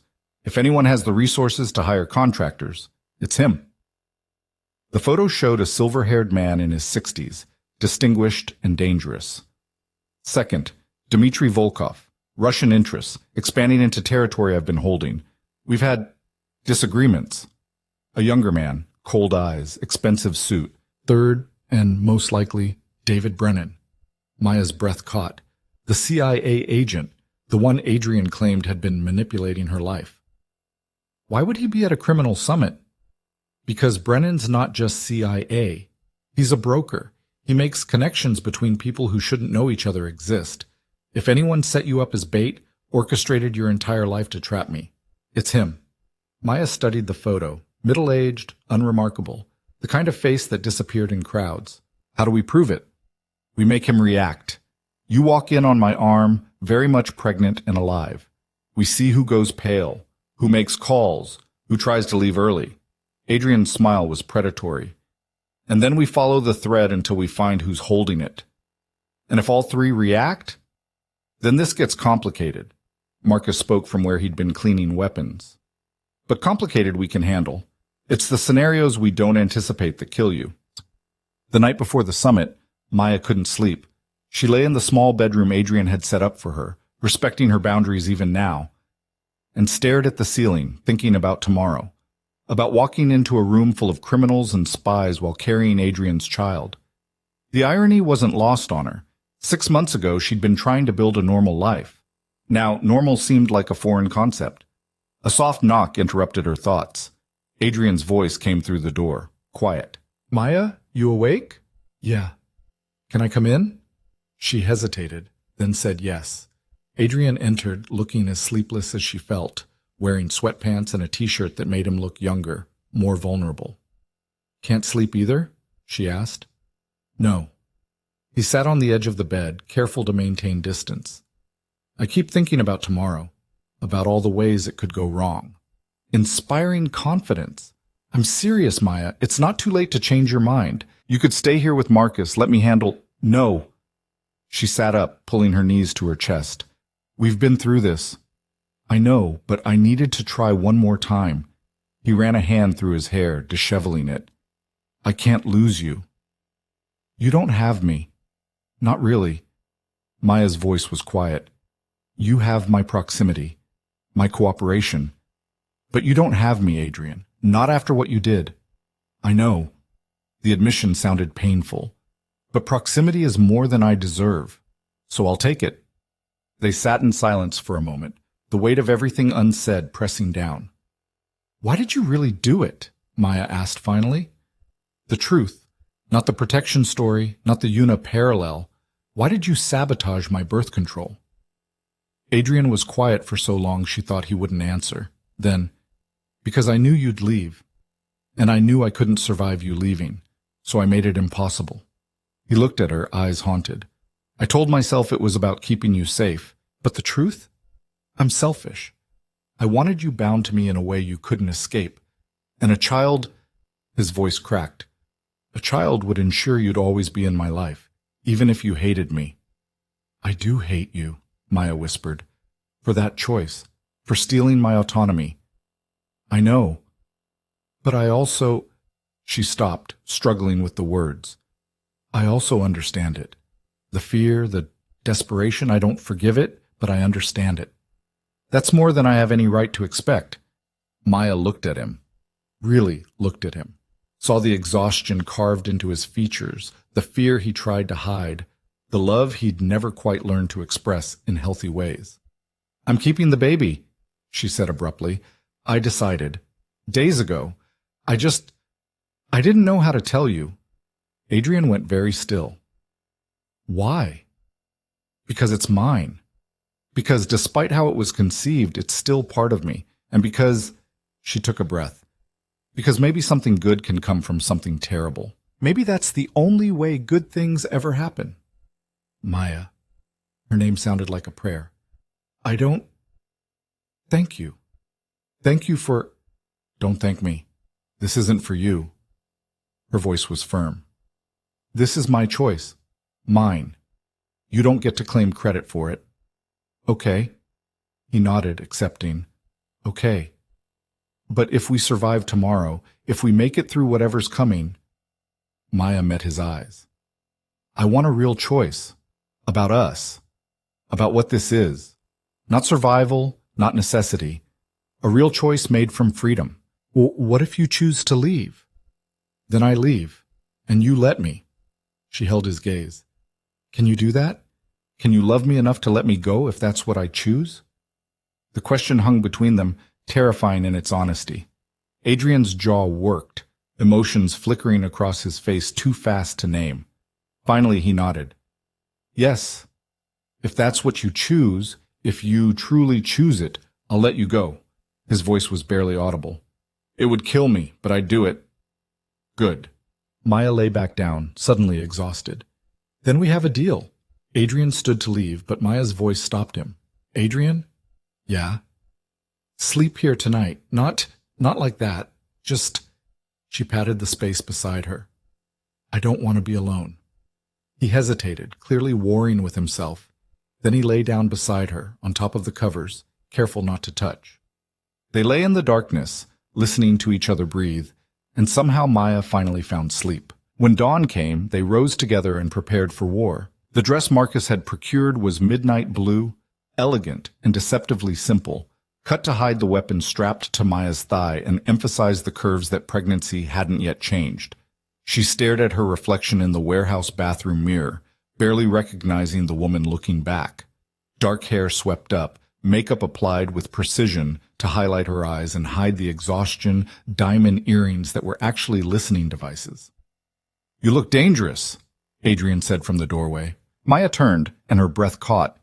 He'd traded his casual clothes for a charcoal suit that must have cost thousands, tailored perfectly to his frame, making him look every inch the powerful businessman he pretended to be. But it was his eyes that held her, dark and intense and filled with something that looked like fear. So do you, she managed. He crossed to her, moving slowly, giving her time to object. When she didn't, he reached up and adjusted one of her earrings. His fingers brushed her neck, and Maya shivered. "These are live," he said quietly, "all business now. Marcus will hear everything. If something goes wrong, if you say the word red, he'll extract us within 3 minutes. And if I can't say anything, then I get you out myself." Adrian's hand lingered near her face. "Maya, we can still—" "Don't!" She stepped back, needing the distance. "We're doing this. I'm ready." "Are you?" The question wasn't patronizing. It was genuine, and Maya appreciated that even now he was checking, giving her one last chance to choose differently. "No," she admitted, "but I'm doing it anyway." Something like pride flickered across Adrian's features. "Then let's go make some powerful people very uncomfortable." The drive to the Commodore Hotel took 15 minutes through Charleston's historic district. Marcus drove, eyes constantly scanning mirrors and intersections, while Adrian reviewed final details on his phone. Maya sat in silence, her hand unconsciously resting on her still flat stomach, thinking about the life growing inside her. The baby who would be born into this world of violence and deception. If they survived tonight. The hotel materialized from the evening shadows, a grand antebellum structure dripping with old Southern money and older secrets. Valets rushed forward as they pulled up to the entrance. Adrian helped Maya from the car with practiced ease, his hand settling at the small of her back in a gesture that looked possessive and protective in equal measure. "Ready?" he murmured. "No turning back now." They walked through the ornate lobby, past security that nodded respectfully at Adrian, and toward the ballroom where the summit was being held. The doors opened and Maya's senses were assaulted by the sheer wealth on display. Crystal chandeliers, champagne fountains, men in expensive suits and women dripping diamonds. The legitimate face of illegitimate power. The room went quiet as they entered. Not completely silent, but close enough. Conversations stuttered. Heads turned. Maya felt the weight of dozens of eyes assessing her, calculating, trying to understand what her presence meant. Adrian's hand tightened on her back, steadying. Together they moved into the room, and the silence broke as people remembered how to pretend. "Adrian Park." A smooth voice cut through the renewed chatter. "I heard rumors of your demise." Clearly exaggerated. Vincent Calabrese materialized from the crowd, silver-haired and shark-eyed, smiling like a predator who'd just spotted prey. His gaze flicked to Maya, lingering with calculated interest. "Vincent." Adrian's voice remained pleasant, but Maya felt the tension in his body. "You know how it is. Reports of my death have been greatly exaggerated, multiple times." "And your lovely companion?" Vincent's smile didn't reach his eyes. "I don't believe we've been introduced." "Maya Carter." She extended her hand before Adrian could intervene. "Pleasure to meet you." Vincent took her hand, his grip lasting a fraction too long. "The pleasure is entirely mine. I've heard so much about you." "Have you?" Maya's smile was razor sharp. "Funny. I've heard nothing about you." Adrian's lips twitched with suppressed amusement. Vincent's smile turned cold. "Charming," he said, releasing her hand. "Adrian, we should talk. There are matters to discuss." "Later. I'm here to enjoy the evening first." Adrian guided Maya away smoothly, and she felt rather than saw Vincent's eyes boring into their backs. "First suspect," Adrian murmured once they were out of earshot. "He recognized you. Question is, from where?" "Could just be your photos. If people know about us—" "No, that was recognition. He's seen you before." Adrian accepted 2 glasses of champagne from a passing waiter, handing one to Maya before remembering. "Sorry, I forgot. It's fine. Prop." Maya held the glass, using it to occupy her hands. "What now?" "Now we circulate. Let them look at you. Let them wonder why you're here and very much alive." His eyes scanned the room. "And we watch who makes calls." The next hour was an exercise in controlled paranoia. Adrian introduced Maya to a parade of dangerous men with respectable faces, each one assessing her with varying degrees of interest and suspicion. She smiled, made small talk, and watched their eyes for tells. Dmitry Volkov appeared near the buffet, younger than his photo suggested, with the kind of cold charisma that made Maya's skin crawl. He shook Adrian's hand with bone-crushing intensity. "Park, didn't expect to see you here." His accent was thick, deliberate. Thought you were keeping low profile. Plans change, Dmitri. You know how it is? Da. Plans change. Dmitri's gaze slid to Maya, lingering. And you bring beautiful woman. Brave or stupid? Brave, Maya said before Adrian could respond. Definitely brave. Dmitri laughed, a harsh bark of sound. I like her. She has spine. He leaned closer to Adrian. You should keep this one close. Pretty things have habit of disappearing in our world. Is that a threat? Adrian's voice dropped to dangerous levels. Observation. Dmitri smiled without warmth. But you know this already. Why else bring her here, Da? Unless you want someone to see. He walked away before Adrian could respond, melting back into the crowd. He knows something, Maya said quietly. He knows enough to be dangerous. But I don't think he's our primary threat. Adrian's eyes tracked Dmitri's movement. He's too direct. This has been subtle. Then who? There.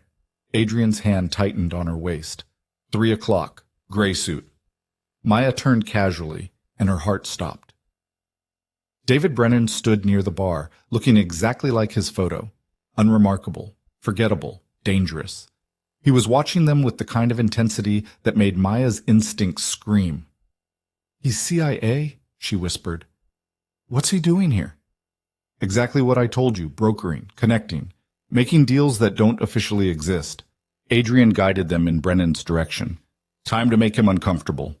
They approached slowly, giving Brennan time to see them coming, to decide how to react.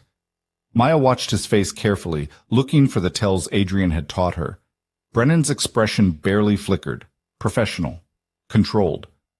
But his hand moved to his phone just briefly before he caught himself. Mr. Park. Brennan's voice was Midwest neutral, pleasant. I didn't know you'd be attending. Last-minute decision. Adrian smiled, all teeth. David Brennan, this is Maya Carter. Maya, David works in, what was it again? Government consulting? Something like that. Brennan's eyes fixed on Maya, and she felt stripped bare under his gaze. Ms. Carter, I've heard your name. Have you? Maya kept her voice steady. That's interesting. I'm nobody important. Everyone's important in the right context. Brennan sipped his drink. How are you enjoying Charleston? First time visiting? The question was innocuous. The subtext was not. Recent arrival, Maya said carefully. Beautiful city, though the welcome hasn't been as warm as I'd hoped. Something flickered in Brennan's eyes. Surprise, maybe, or reassessment. No, that's unfortunate. Charleston's usually very hospitable. Depends on who's doing the welcoming. Adrian's voice was steel wrapped in silk. Some hospitality comes with strings attached, or bullets. The temperature around them dropped 10 degrees. Brennan's pleasant expression never wavered, but Maya saw his fingers tighten on his glass. I wouldn't know about that, Brennan said smoothly. I'm just here for the networking, meeting interesting people, making connections. His gaze slid between them. Though I have to say, Mr. Park, I'm surprised to see you taking such risks, bringing Miss Carter to an event like this given recent difficulties. What difficulties? Maya asked, her voice sharp. Oh, you know. Brennan's smile was poisonous. The unfortunate incident at your penthouse. The reports of violence. These things have a way of following people. He turned to Adrian. Unless, of course, those reports were exaggerated. Sometimes people stage events for various reasons. Are you suggesting we faked being attacked? Maya's anger wasn't feigned. I'm suggesting that in our world, Ms. Carter, nothing is ever quite what it seems. Brennan set down his glass. If you'll excuse me, I see someone I need to speak with. Enjoy your evening. He walked away, already pulling out his phone. He's calling someone, Maya breathed. I know. Marcus, you getting this? Adrian spoke to the air, to the earrings broadcasting everything. Marcus's voice crackled in Maya's ear, tiny and urgent. Got it. Already tracking his call. Stand by. They waited, pretending to admire the artwork on the walls while Marcus worked his magic. Seconds felt like hours. Maya's hand found Adrian's, gripping tight. Got him. Marcus's voice was triumphant. Call went to a blocked number, but I traced the signal. It's local. Someone in this building. Who? Adrian's voice was barely audible. Working on it. Keep Brennan in sight. If he moves toward the exit, a scream cut through the elegant chatter. Maya spun toward the sound, her training, the scant days Adrian had given her, kicking in automatically. People were backing away from something, someone, near the center of the ballroom. A woman in a red dress stood frozen, staring at her champagne glass. The liquid had turned dark, oily, and floating in it, unmistakable even from a distance, was a photograph. Of Maya. Adrian moved fast, pulling Maya behind him, his hand already reaching for the weapon she knew he carried. But the woman in red wasn't the target. She was the messenger. What the hell? Maya started. The lights went out. Complete darkness descended on the ballroom. Screams erupted, genuine fear mixing with confusion.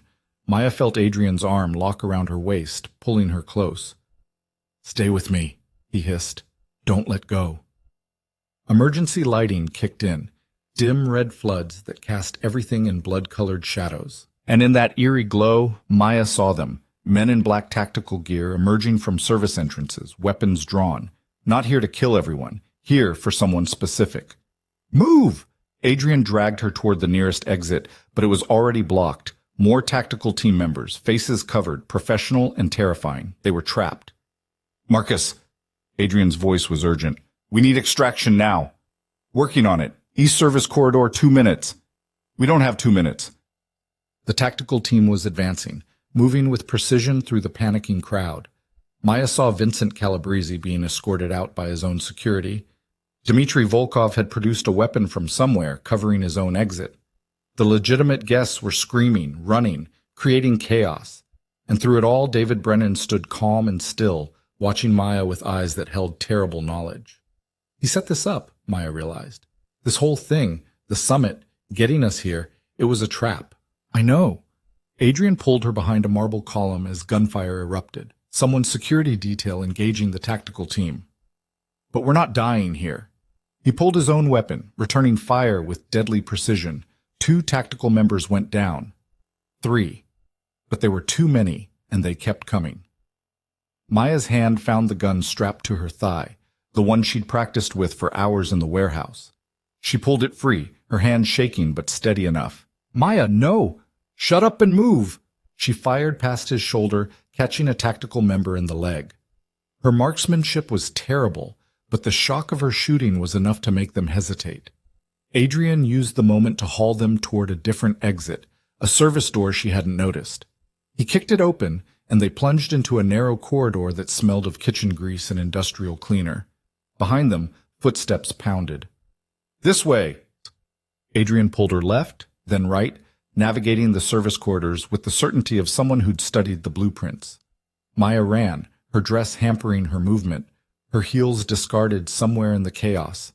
They burst through a door into the kitchen, industrial stoves and hanging pots and terrified staff in white coats. Adrian didn't slow, pulling Maya through the prep area, past walk-in freezers, toward what looked like a loading dock. Marcus was there, the car running, passenger door open. Get in! They dove into the vehicle. Marcus floored it before the door even closed properly.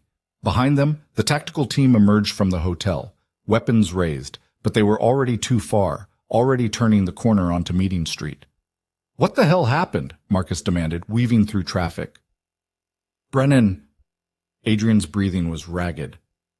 He engineered the whole thing, got us in one place, then sent a team to grab Maya. Not grab, Maya corrected, her voice shaking. Kill. They weren't trying to take me alive. You sure? I saw their eyes. Through the masks.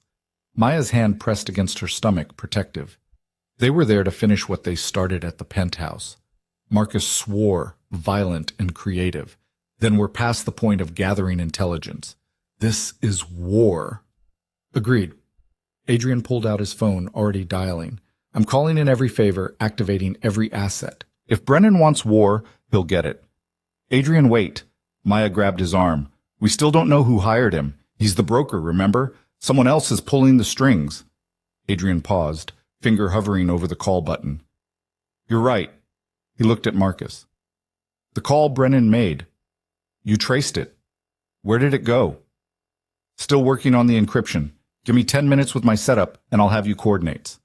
They drove in tense silence, heading back to the warehouse. Maya's ears still rang from the gunfire. Her dress was torn, her feet bleeding from running barefoot through the hotel.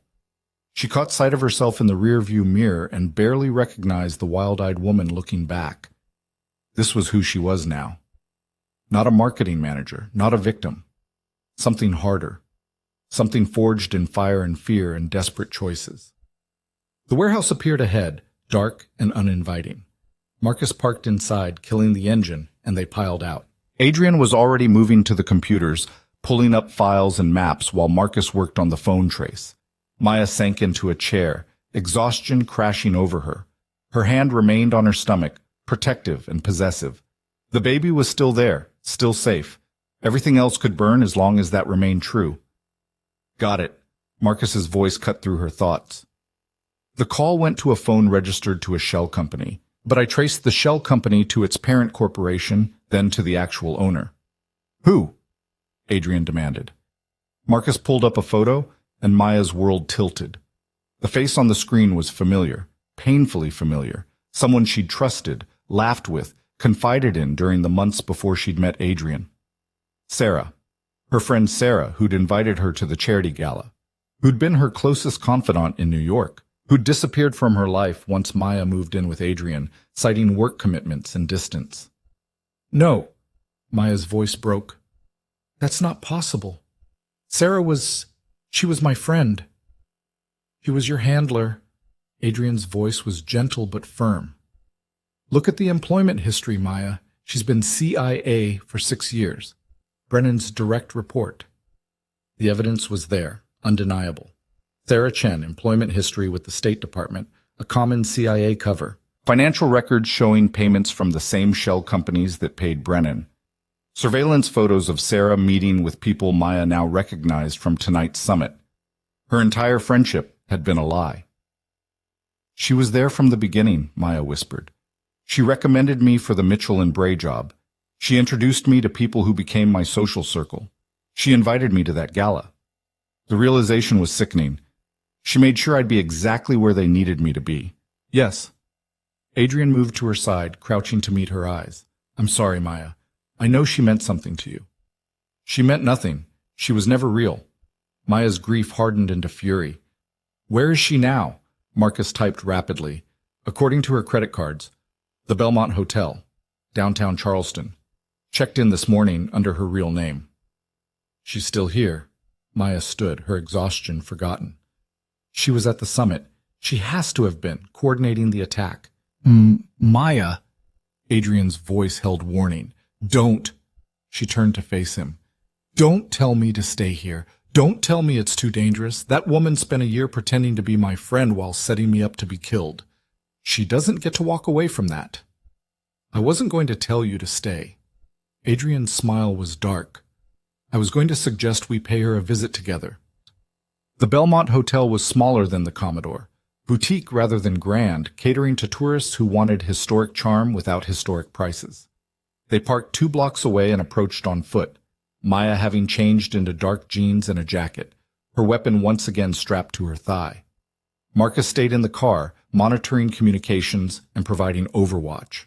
Adrian and Maya moved through the lobby like guests, casual and unremarkable. The night clerk barely looked up. Sarah's room was on the 3rd floor. They took the stairs, avoiding cameras, moving in silence that felt companionable despite everything. Partners, Maya thought. However they'd started, whatever darkness bound them, they were partners now. Adrian picked the lock with tools he'd produced from somewhere. The door swung open silently, revealing a standard hotel room, queen bed, desk, bathroom, and sitting in the chair by the window, as if she'd been waiting, was Sarah Chen. She looked exactly as Maya remembered. Petite, sharp-eyed, with that quick smile that had seemed so genuine. She wasn't smiling now. Maya, Sarah's voice was carefully neutral. I wondered if you'd figure it out. You mean if I'd survive long enough to figure it out? Maya stepped into the room, Adrian a silent presence behind her. The tactical team at the summit, that was your operation. Not mine. Brennan's, I just facilitated. Sarah's gaze flicked to Adrian. Mr. Park, I'd say it's a pleasure, but we both know I'm not that good a liar. You're an excellent liar. Maya's voice was ice. You spent a year lying to me, making me trust you, making me think I had a friend. You did have a friend. Sarah stood slowly, hands visible and empty. That part wasn't a lie, Maya. I genuinely liked you, still do. Then why? The question tore from Maya's throat. Why set me up? Why put me in Adrian's path if you knew what he was? Because that was the job. Sarah's expression was pained. You were perfect. The right background, the right psychology, isolated enough to be vulnerable to cultivation. Brennan identified you years ago as a potential asset, and when we needed someone to get close to Park, you were the obvious choice. So you manufactured my entire life. The job, the apartment, our friendship, all of it was to turn me into bait. Yes. No apology, just acknowledgement. And it worked. Park fell for you exactly as predicted. We had an in, a way to gather intelligence, build a case. Everything was going according to plan. Until it wasn't, Adrian said quietly. Until she actually fell in love with me. Until I figured out what she was and fell anyway. That wasn't in your playbook. Sarah's laugh was bitter. No, that definitely wasn't. The plan was for Maya to feed us information, build a relationship we could exploit, then testify when we brought you down.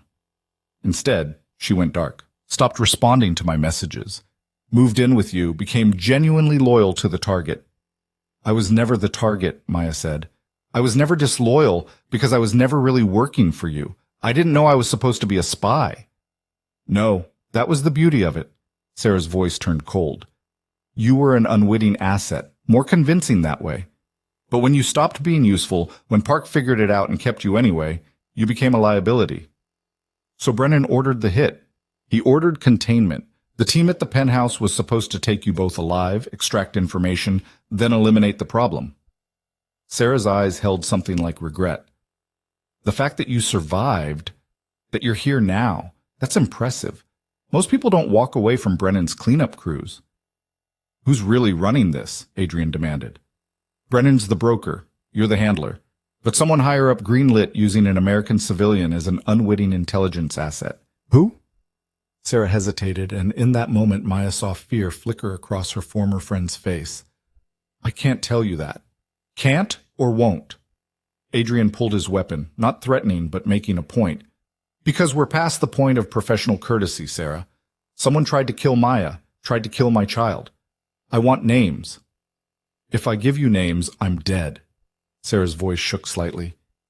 You think Brennan's dangerous? He's middle management. The people above him? She cut herself off. I can't. Then you're useless. Adrian's voice was flat, final. Wait. Sarah held up her hands. I can give you something else. Something better than names. I can give you proof. Documentation. Everything Brennan's been doing, everyone he's working with, all the operations he's brokered, it's insurance, something I've been keeping in case I ever needed leverage. Where? Maya asked. Storage unit, outside the city. I can take you there. Adrian and Maya exchanged a glance. The offer could be legitimate, could also be a trap. Marcus? Adrian spoke to his comm. You hear all that? Heard it, running her financials now. She does have a storage unit registered under a fake name. Could be legit.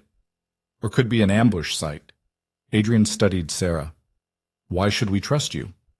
Because I don't want to die. Sarah's composure cracked completely. Look, I know what I did to you, Maya. I know it was unforgivable. But I was following orders. I was trying to serve my country, and now that same country wants me dead because I know too much. Tears tracked down her cheeks. Please, I can help you. I can give you everything you need to take down Brennan and everyone connected to him. Just, please don't kill me. Maya looked at the woman who'd been her closest friend, who'd laughed with her over wine, and advised her on relationships and been completely, utterly false. Every instinct screamed not to trust her. But desperate people did desperate things. And sometimes desperate people told the truth. We take her to the storage unit, Maya decided. We get the files. Then we decide what to do with her. Adrian looked like he wanted to argue, but he nodded. Fine. But Sarah, if this is a setup, if we walk into an ambush, you die first. Understood? Understood. Sarah grabbed her jacket. Thank you. Thank you for... Don't thank me. Maya's voice was cold. You don't get absolution. You get a chance to make this slightly less terrible. That's all. They left the hotel together, an unlikely trio bound by betrayal and necessity. As they walked to the car, Maya wondered if she was making a mistake. If trusting Sarah, even a little, even with verification, would be the thing that finally got them killed. But they needed answers, needed to know who'd orchestrated this nightmare. And if Sarah could provide that, if she could give them the leverage to end this war, then maybe, just maybe, some good could come from the lies after all. Marcus looked skeptical when they returned with Sarah in tow, but he kept his weapon ready and his mouth shut. They drove through Charleston's quiet streets toward the outskirts, toward industrial parks and self-storage facilities that promised security and anonymity. Sarah directed them to a mid-sized facility, punching in codes and navigating to a unit near the back. The roll-up door opened on a space filled with boxes, filing cabinets, and electronics equipment that looked expensive and highly illegal. It's all here, Sarah said, gesturing to the cabinets. Every operation Brennan's run in the past 5 years. Every deal he's brokered. Every asset he's burned. She pulled out a specific file box, including the complete file on Maya, from initial identification to present day. Maya took the box with shaking hands. Inside were surveillance photos of her from years ago. Psychological profiles, financial analyses, reports detailing her vulnerabilities, her potential value, the probability she'd be susceptible to recruitment, unwitting or otherwise. Her entire life, reduced to data points and strategic assessments. There's more. Sarah pulled up a laptop, opening encrypted files. Brennan's been working both sides, brokering deals between criminal organizations and government agencies, playing them against each other, making millions in the process. The files were damning, detailed records of bribes, assassinations, operations that violated every law and ethical standard, if even half of it was real. This could bring down half the Eastern Seaboard's power structure, Adrian said, scanning the documents with growing interest. Exactly, which is why I kept it hidden. Sarah's voice was quiet. Insurance policy in case Brennan ever decided I knew too much, which apparently he has. Maya's phone buzzed. A text from an unknown number. I know where you are. I know what you're looking at, and I know you won't live long enough to use it. She showed it to Adrian. His face went hard. Marcus, we've been made. How many exits from this facility? 2. Main entrance and service gate. Both are... Shit, boss, we've got vehicles approaching. Multiple. Coming in fast. Time to leave? Time to leave was 5 minutes ago. Adrian was already moving, grabbing the laptop and the most crucial files. Sarah, is there another way out? The unit's back onto a drainage canal. We could... Gunfire erupted outside. The metallic sound of bullets hitting storage unit doors echoed through the facility. Go! Adrian shoved Maya toward the back of the unit. Marcus, give us cover. More gunfire, closer now. Maya ran, Sarah and Adrian flanking her, as the world once again dissolved into chaos and violence. The storage unit's back wall had a small window, high up. Adrian boosted Maya through, then Sarah, before pulling himself up with upper body strength that shouldn't have been possible. They dropped into the drainage canal, thankfully dry, and ran. Behind them, the sounds of combat continued. Marcus's rifle barking, other weapons answering. They couldn't stay to help. Could only run and hope he'd survive. They emerged 3 blocks away, stealing a car from a parking lot with the same practiced efficiency that had become routine. Adrian drove, pushing the stolen vehicle to its limits, while Maya clutched the laptop and Sarah curled in the back seat, looking small and terrified. Marcus, Adrian said into his comm. Marcus, respond. Static. Marcus? More static than, I'm good. Took a round in the vest, nothing serious. They're regrouping. How many did you bring to this party, Park? Just you. These are Brennan's people. Then he's got more resources than we thought. I count at least 20 hostiles. This isn't cleanup. This is scorched earth. Get out of there. Rendezvous point Beta. Copy that. They drove into the night, away from Charleston, away from the summit and the hotel and the storage unit full of dangerous truths.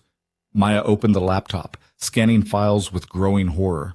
The operation against Adrian had been years in the making, But it wasn't just about taking down a criminal, it was about control. About Brennan and his superiors building a network of leverage over powerful people, legitimate and illegitimate. Maya had been one small piece in a much larger game, and now that they'd pulled back the curtain, now that they knew the truth— "They'll never stop hunting us," Maya said quietly. "Will they?" Adrian's hands tightened on the wheel. "No, not as long as we have those files, not as long as we can expose what they've done." "So what do? "We use it." His voice hardened with determination. "We use it to buy our freedom. We make copies, distribute them to journalists, lawyers, politicians they don't control. We make the information too widespread to suppress. And then we disappear," Maya finished. "Really disappear. New identities, new lives. Leave all of this behind." "Yes, that—" Adrian looked at her in the rear-view mirror. "If that's what you want." Maya's hand found her stomach again, protective and sure. What she wanted was safety. Wanted her child to grow up somewhere violence wasn't the default. Wanted a life where running and gunfire and betrayal weren't normal. She wanted impossible things. But maybe, just maybe, they could build something close. "Okay," she said. "Okay, let's burn it all down. Let's take our lives back." Bassam. And in the darkness of the stolen car, fleeing into an uncertain future with a man who'd both saved and damned her, Maya Carter made her final choice. Not forgiveness, not redemption, but survival. And sometimes that was enough. The safe house Marcus had arranged was nothing like the others. No ocean views, no modern architecture, just a decrepit farmhouse 2 hours outside Savannah that smelled of dust and abandonment. But it had thick walls, multiple exits, and most importantly, it was off every grid that mattered. Maya stood at the kitchen window as dawn broke over overgrown fields, watching the sky turn from black to gray to reluctant gold. She'd been awake all night, copying files, encrypting data, preparing the ammunition they'd need to wage war against people who thought themselves untouchable. Behind her, Adrian worked at a makeshift desk, his phone pressed to his ear, speaking in rapid Korean to someone Maya didn't know, making arrangements, calling in debts, building the infrastructure for what came next. Sarah sat in the corner, hands wrapped around cold coffee, looking smaller and more broken with each passing hour. The friend who'd never been a friend. The handler who'd lost control of her asset. Now just a woman caught between two forces that wanted her dead. "It's done," Marcus announced, entering from the bedroom where he'd been working on his own laptop. "Files are distributed. 20 different journalists across 15 countries, all encrypted, all timed to release simultaneously in 48 hours unless we manually cancel." "Dead man's switch," Adrian said, ending his call. "They kill us. The truth goes public anyway." "Exactly." Marcus dropped into a chair, wincing slightly from the bruised ribs under his vest. "But that just buys us time. Brennan and his people. They'll come hard now, before the story breaks. Try to contain it while they still can." "Let them come." Adrian's voice was cold. "I'm done running." Maya turned from the window. "We can't fight them head on. They have too many resources." "We don't need to fight them. We need to make them irrelevant." Adrian pulled up files on his screen. Sarah's documentation shows Brennan's been operating independently, using agency resources for personal profit. His superiors don't know half of what he's been doing. "So we expose him to his own people," Maya said slowly, understanding. "Turn the agency against him." "Not just him, everyone connected to him." Adrian's smile was predatory. "Vincent Calabrese has been laundering money for Brennan. Dmitry Volkov has been supplying weapons to operations Brennan brokered. Half the people at that summit are compromised. We give the agency everything, names, dates, transactions. We make Brennan radioactive." Sarah spoke up for the first time in hours. "That won't work. Brennan has protection, people higher up who benefit from his operations. You expose him, they'll just bury it." "Not if we give them a better option." Adrian turned to face her. "You worked with Brennan for years. You know who his enemies are inside the agency. Who'd love to see him fall?" "Margaret Reeves." Sarah's voice was barely audible. "Deputy director. She's been trying to clean house for years, but Brennan's always been too well connected. If you could give her proof—" "We give her everything. The whole network. Every dirty operation, every compromised asset, every law they've broken." Adrian's eyes gleamed. We hand her Brennan's empire on a silver platter. In exchange, she gives us immunity. Clean break, new identities, fresh start. You think she'll deal? Marcus asked skeptically. She'll deal because the alternative is watching her agency's dirty laundry go public. Adrian gestured to the encrypted files. We're offering her a controlled burn. Chance to take down the corrupt elements, rebuild with clean hands. Politicians love that narrative.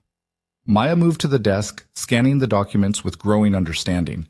It was elegant, really. Use the truth as leverage. Make themselves valuable enough to protect. Turn their enemies against each other. There's still a problem, she said. Brennan won't wait for us to make contact with Reeves. He'll move first.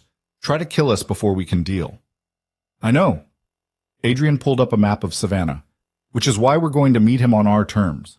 Force the confrontation before he's ready. That's insane, Sarah said. He'll have a dozen men. We have... She looked around. 3 of us. 4 if Maya counts. I count, Maya said sharply. And we're not fighting fair. We're fighting smart. Over the next 12 hours, they planned with the precision of a military operation. Adrian made calls to people who owed him favors. Not criminals this time, but legitimate contacts. Lawyers, accountants, people who could verify the documents, authenticate them, present them as evidence rather than stolen intelligence. Marcus prepared their tactical approach, studying the location Adrian had chosen for the meet. An abandoned warehouse near the port, public enough to discourage an all-out assault, isolated enough for privacy. He placed weapons at strategic points, set up surveillance, created exit routes. Maya studied Brennan's file, memorizing his patterns, his psychology, understanding the man who'd orchestrated her entire life. She found herself coldly analytical. The fear and betrayal crystallized into something harder. Purpose. By evening, everything was ready. Adrian sent a single message to a number Sarah provided. Brennan's private line, the one he used for operations that couldn't be traced. Warehouse 7, Port of Savannah, 10 p.m. Come alone and we talk. Bring your people and everyone dies, including you. The response came within minutes. I'll be there. He's lying, Marcus said flatly. He'll bring a team. I know. But he'll also come himself. He's arrogant enough to think he can control this. Adrian checked his weapon, the motion so practiced it looked like meditation. We just need to keep him talking long enough. Long enough for what? Sarah asked. Adrian smiled. For the rest of the plan to work. At 9:30 they left the farmhouse in 2 vehicles, Marcus and Sarah in one, Adrian and Maya in the other. The drive to Savannah was tense and silent. Maya's hand rested on her stomach, a gesture that had become reflexive.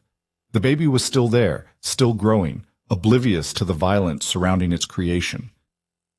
Are you scared? Adrian asked quietly.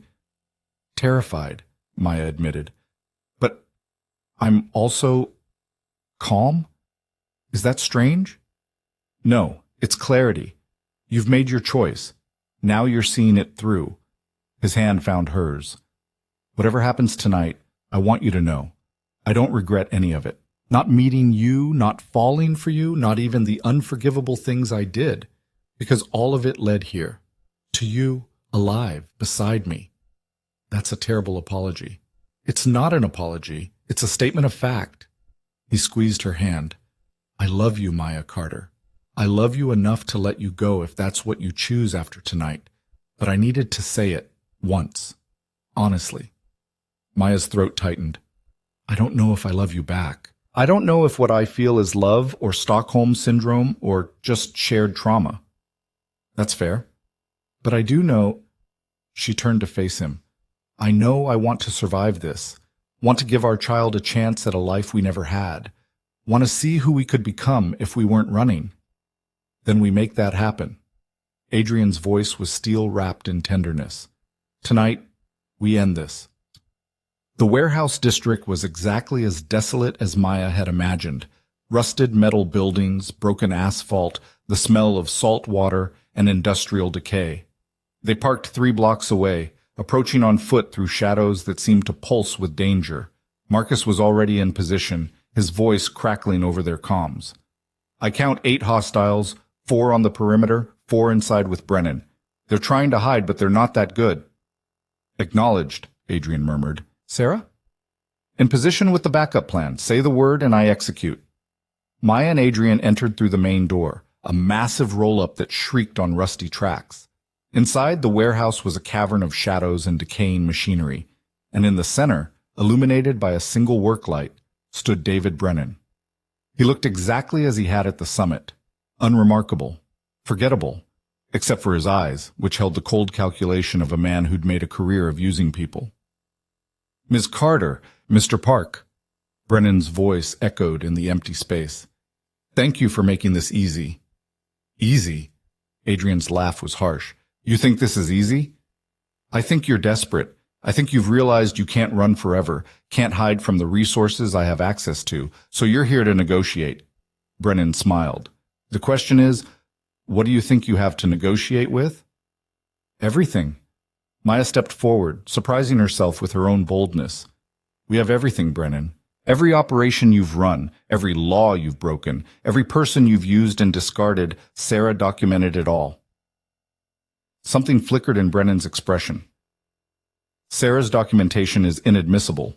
Fruit of the poisonous tree. No court would... We're not going to court. Adrian pulled out a tablet, showing Brennan a list of names.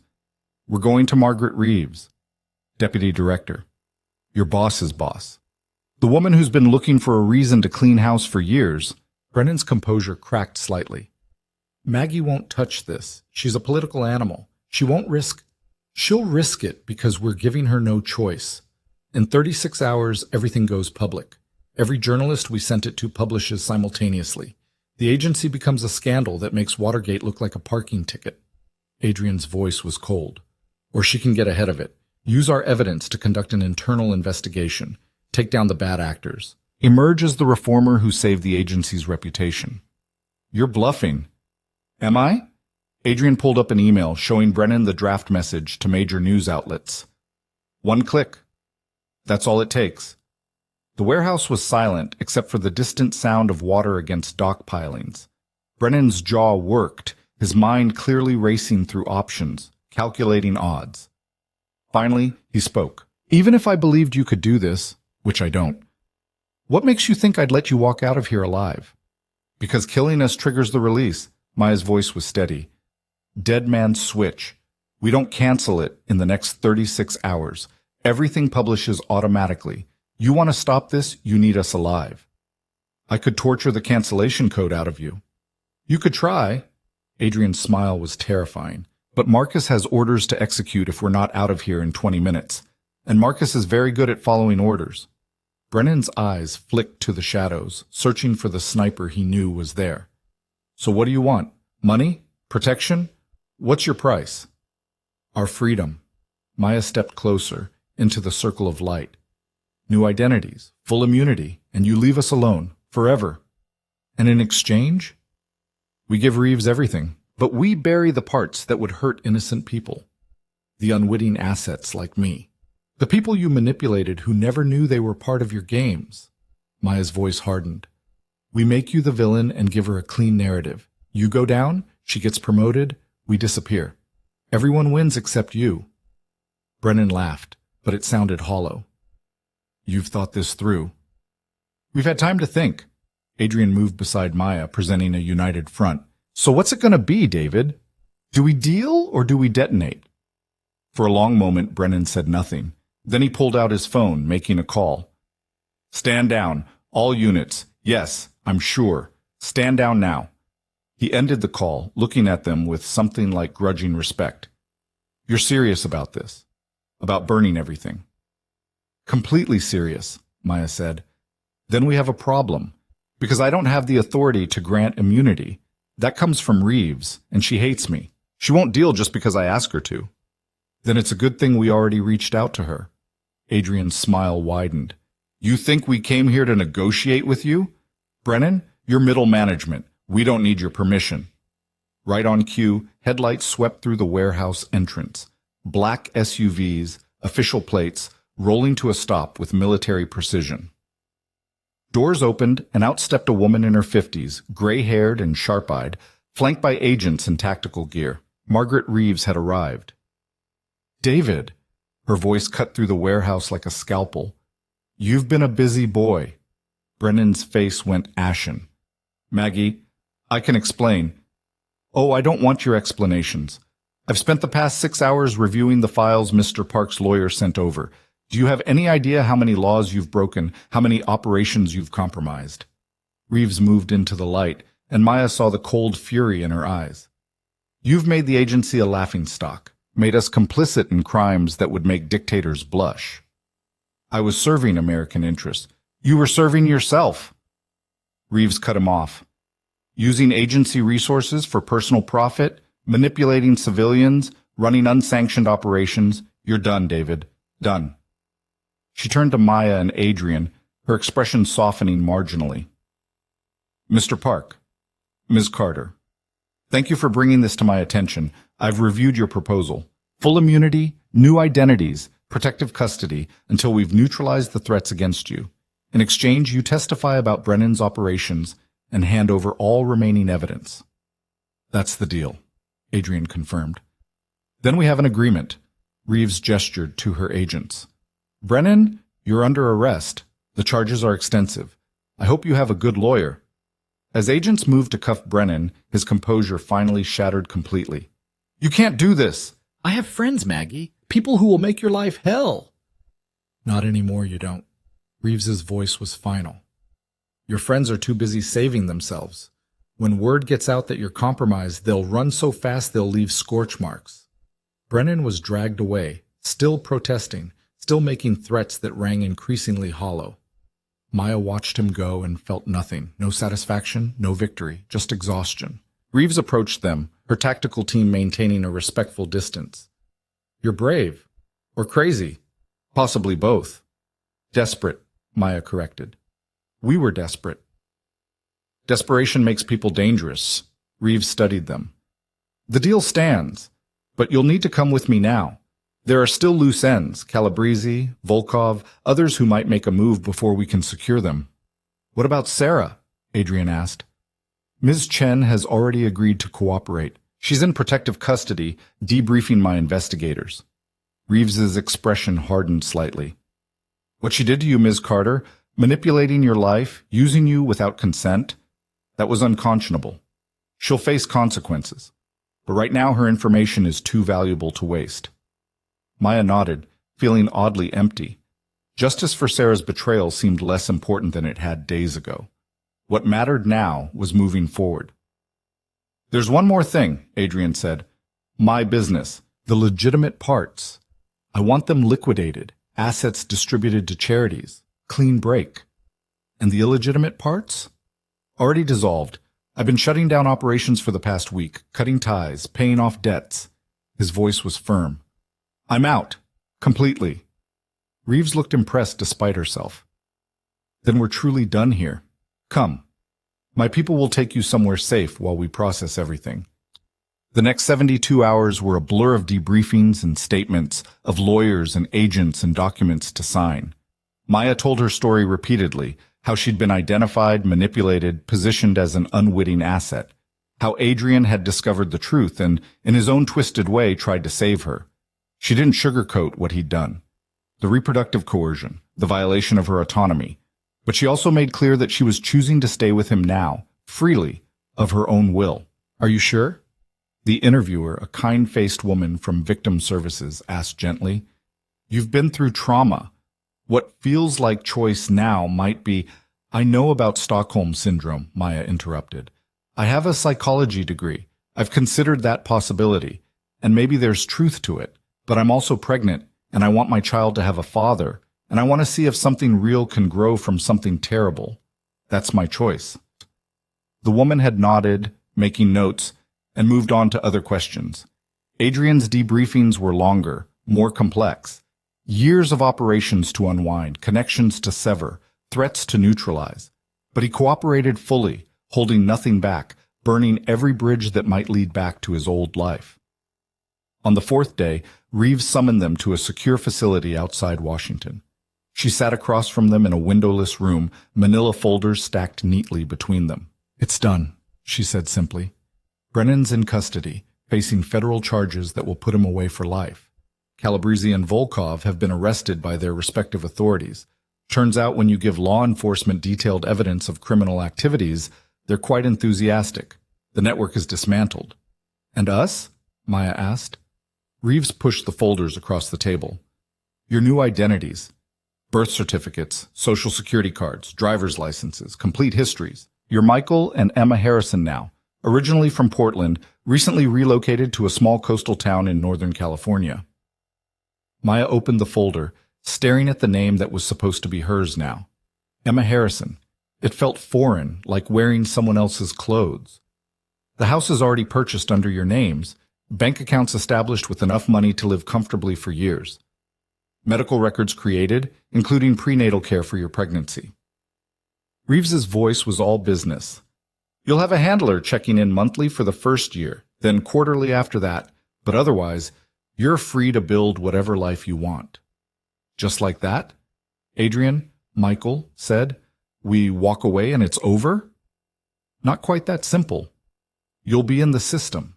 If you commit crimes, if you draw attention to yourselves, the immunity disappears. And there are still people out there who might hold grudges. We've done our best to eliminate the threats, but the world is messy. Reeves leaned forward. My advice? Stay quiet. Stay hidden. Build that life you talked about, and don't look back. Maya and Adrian, Emma and Michael, exchanged glances. Then, together, they nodded. We understand, Maya said. Good. Reeves stood. Then this is where we part ways. A car will take you to the airport. From there, you're on your own. Good luck, Emma and Michael Harrison. I hope you find what you're looking for. The flight to San Francisco felt surreal, like traveling through a dream. Maya, she had to start thinking of herself as Emma, stared out the window at clouds and sky, her hand resting on her stomach where the baby was growing. 5 months now, beginning to show. A life that would be born into safety if they were very careful. Beside her, Adrian, Michael, was quiet, his own thoughts clearly far away. They hadn't talked much about the future beyond survival, hadn't discussed what their relationship would look like without the constant threat of death, whether love could exist between them without danger as its foundation. What are you thinking? Maya asked softly. That I don't know how to be a normal person. He looked at her, vulnerability naked in his eyes. I've spent 15 years building an empire, being someone people feared, and now, he gestured at his new identity, now I'm supposed to be Michael Harrison, generic American, living a quiet life. I don't know if I can. I don't know if I can either. Maya's admission surprised her. I was supposed to be this person before. Normal job, normal life. But that was all fake. I've never actually been normal. So what do? We figure it out, together. She laced her fingers through his. We fuck up. We struggle. We fight about stupid things like what color to paint the kitchen. We go to prenatal appointments and argue about baby names. We try to be people instead of survivors. What if I'm not good at it? Then you practice. Until you are. Maya squeezed his hand. I'm not forgiving you yet, Adrian. Michael. I might never completely forgive you, but I am choosing you. Choosing this. Choosing to see if we can build something real. His eyes glistened. That's more than I deserve. Probably, but it's what I'm offering anyway. The plane descended through clouds, and below them, California spread out in golden hills and blue ocean. Their new home. Their new life. Their new chance. The town was called Crescent Bay, population 8,000, perched on dramatic cliffs overlooking the Pacific. The house Reeves had arranged was modest, nothing like the penthouses and estates of their old life. A 3-bedroom craftsman with a garden and a view of the water. Maya stood in the empty living room, listening to the silence. No security system alerts, no surveillance feeds, no weapons hidden in every room, just space, possibility. The terrifying freedom of normal life. It's perfect, she said. Adrian, she was trying so hard to think of him as Michael, came up behind her, his arms wrapping around her waist, his hands resting on her growing belly. It's small. It's enough. Maya leaned back against him. We don't need perfect. We need real. Over the following weeks, they settled into something resembling routine. Adrian worked with a local contractor, learning construction, getting his hands dirty in a way that was honest and clean. Maya found work at the community college, teaching psychology courses, using her real expertise to help students understand the complexities of human behavior. They went to prenatal appointments together, marveling at ultrasound images of their daughter. They'd learned the sex at 20 weeks, both of them crying in the examination room. They painted the nursery a soft yellow. They argued about names, laughing when they realized they'd both suggested variations of their own mother's names. They went to therapy, separately and together, working through the trauma of everything they'd survived. Maya talked about this violation, the betrayal, the complicated grief of losing a life that had never been real.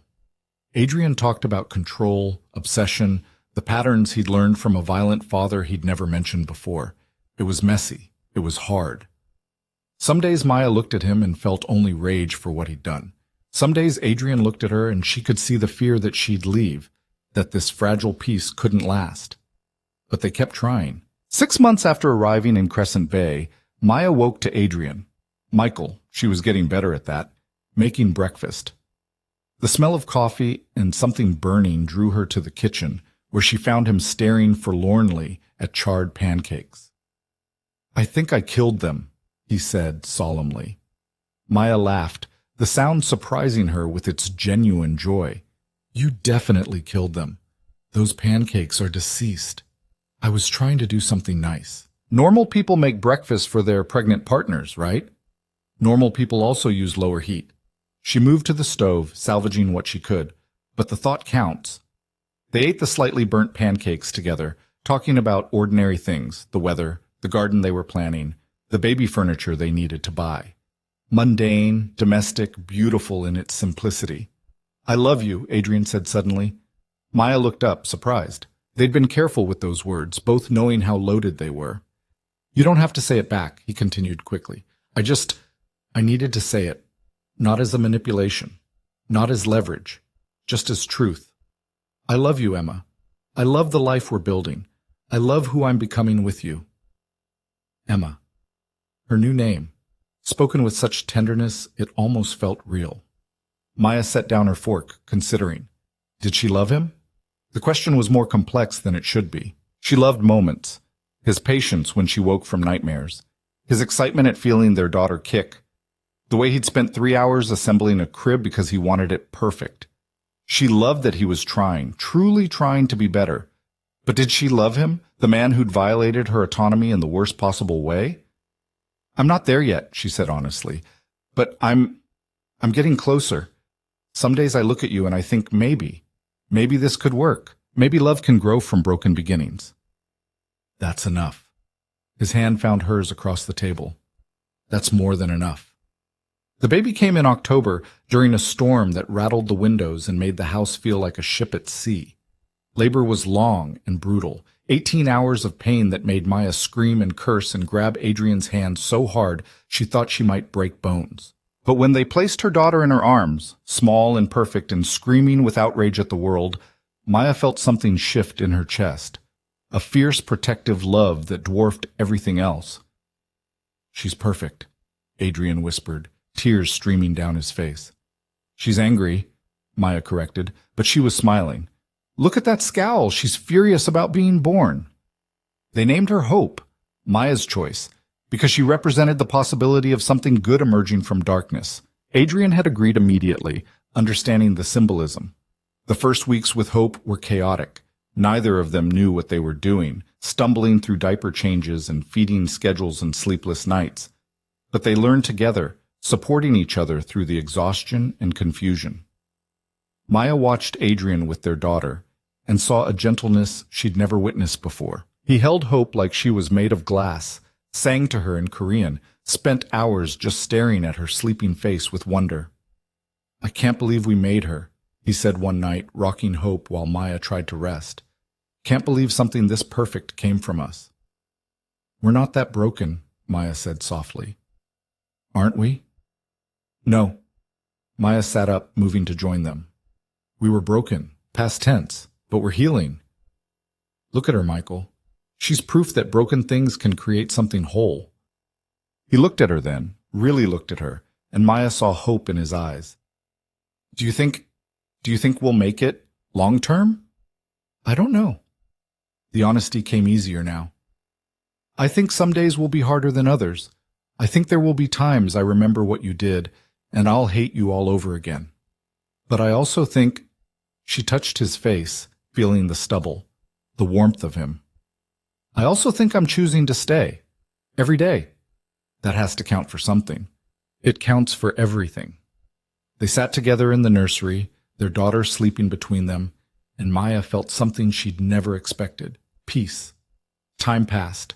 Hope grew from infant to toddler, all chubby cheeks and determination, learning to walk and talk and assert her will with impressive force. Maya went back to teaching, finding fulfillment in helping students understand themselves. Adrian, Michael, started his own small construction business, building houses with his hands instead of empires with violence. They made friends in Crescent Bay, normal people who knew nothing of their past, invited neighbors over for barbecues, joined the PTA, lived so deeply in their cover that it stopped feeling like a cover. Marcus visited once, 2 years after they'd settled in Crescent Bay. He looked older, tired, but alive. They sat on the porch while Hope played in the yard, catching up on lives lived in different worlds. "You look happy," Marcus observed. "I am. Mostly." Maya smiled. "It's strange. I spent so long being angry about what Adrian did. And I'm still angry sometimes, but I'm grateful. For Hope. For this life. For the chance to be someone real. That's growth." Marcus sipped his beer. "Adrian looks different, too. Lighter." "He is. We both are." Maya watched her daughter chase butterflies, laughing with pure joy. "We're not pretending anymore. This isn't a cover.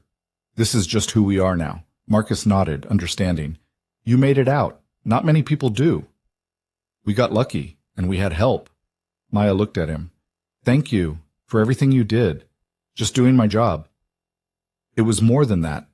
You could have walked away so many times, but you stayed. You kept us alive long enough to find this." She gestured at the house, the life they'd built. "That's friendship, real friendship." Marcus's gruff expression softened. "Yeah, I guess it is." He left the next morning, disappearing back into whatever life he was living now. But his visit had confirmed something Maya already knew. They were safe, really safe. The past was truly behind them. That night, after Hope was asleep, Maya and Adrian sat on the porch, watching the sunset paint the ocean in shades of gold and crimson. They'd been married for 6 months now, a quiet ceremony at the courthouse, just the two of them, and Hope, making legal what had been built from necessity. "Do you ever miss it?" Maya asked. "The power, the control, being someone who mattered in that world." Adrian considered the question carefully. "Sometimes. When I'm building cabinets or fixing drywall, sometimes I remember what it felt like to move millions with a phone call, to have people fear and respect me." He paused. "But then I come home. Hope runs to me screaming, 'Daddy,' and you're cooking dinner, and I realize this is power, real power. Having people love you instead of fear you.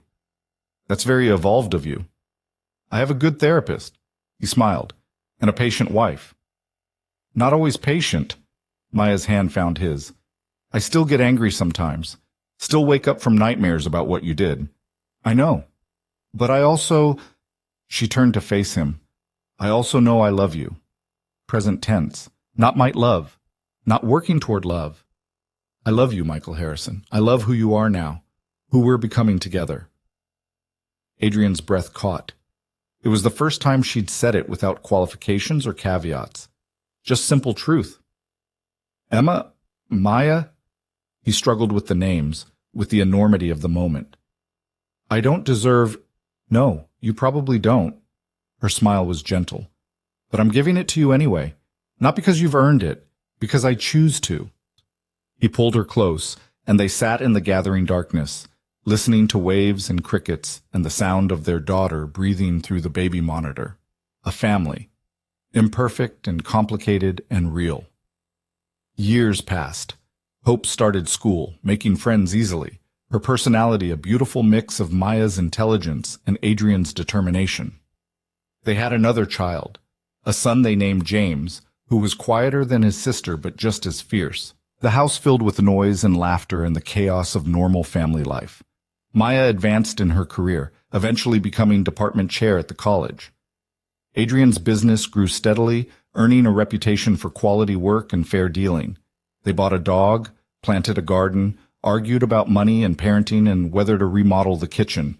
They were boring, they were happy, they were free. On Hope's 10th birthday, Maya stood in the backyard watching her daughter blow out candles, surrounded by friends and cake and streamers. Adrian stood beside her, James on his shoulders, and Maya felt the weight of everything that had led to this moment.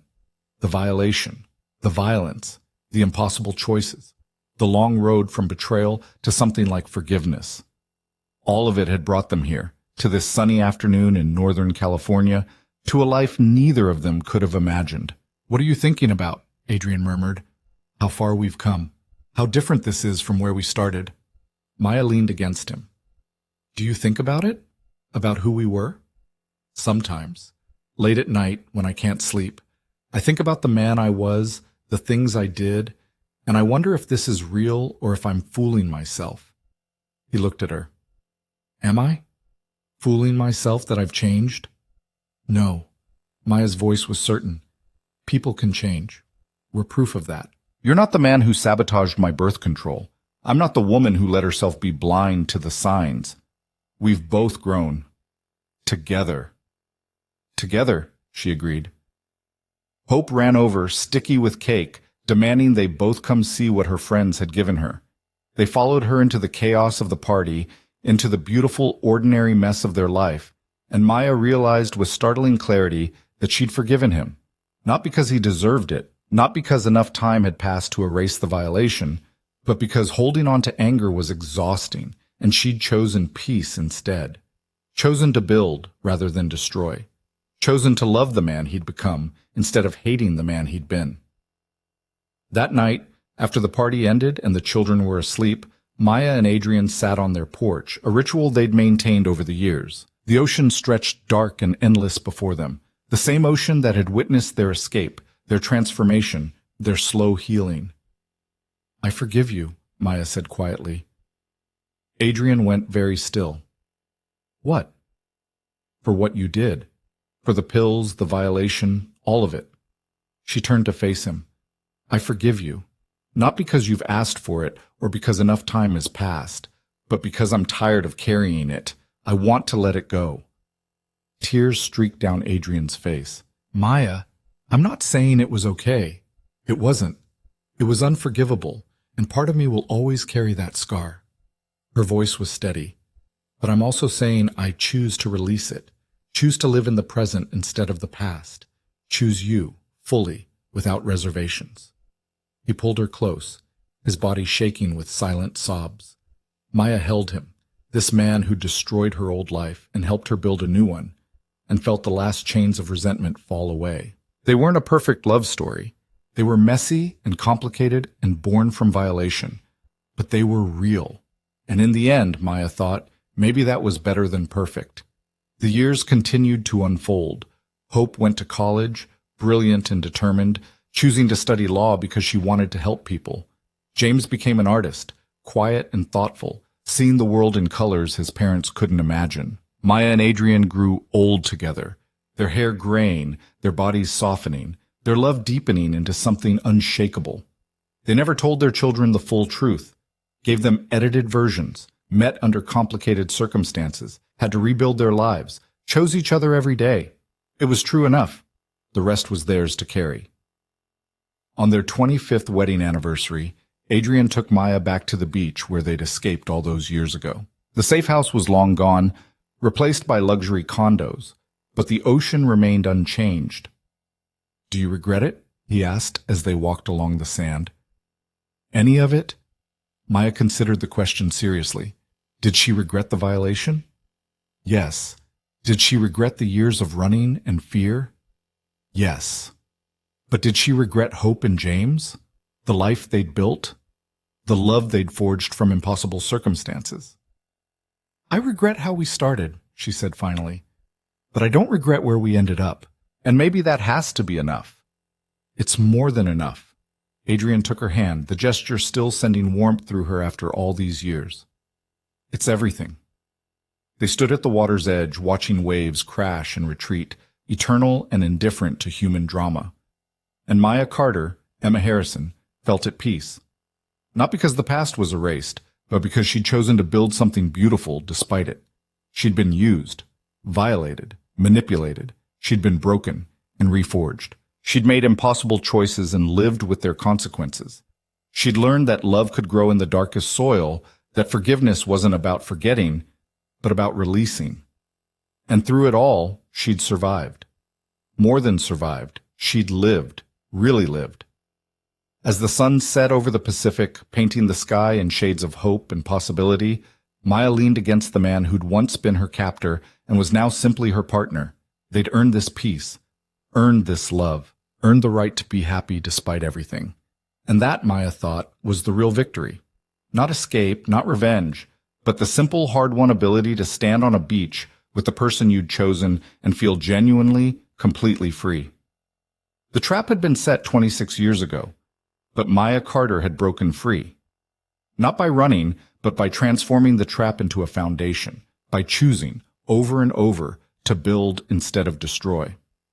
She'd chosen the monster, and in choosing him, had helped him become a man. It wasn't redemption, it was something better. It was real, and it was theirs.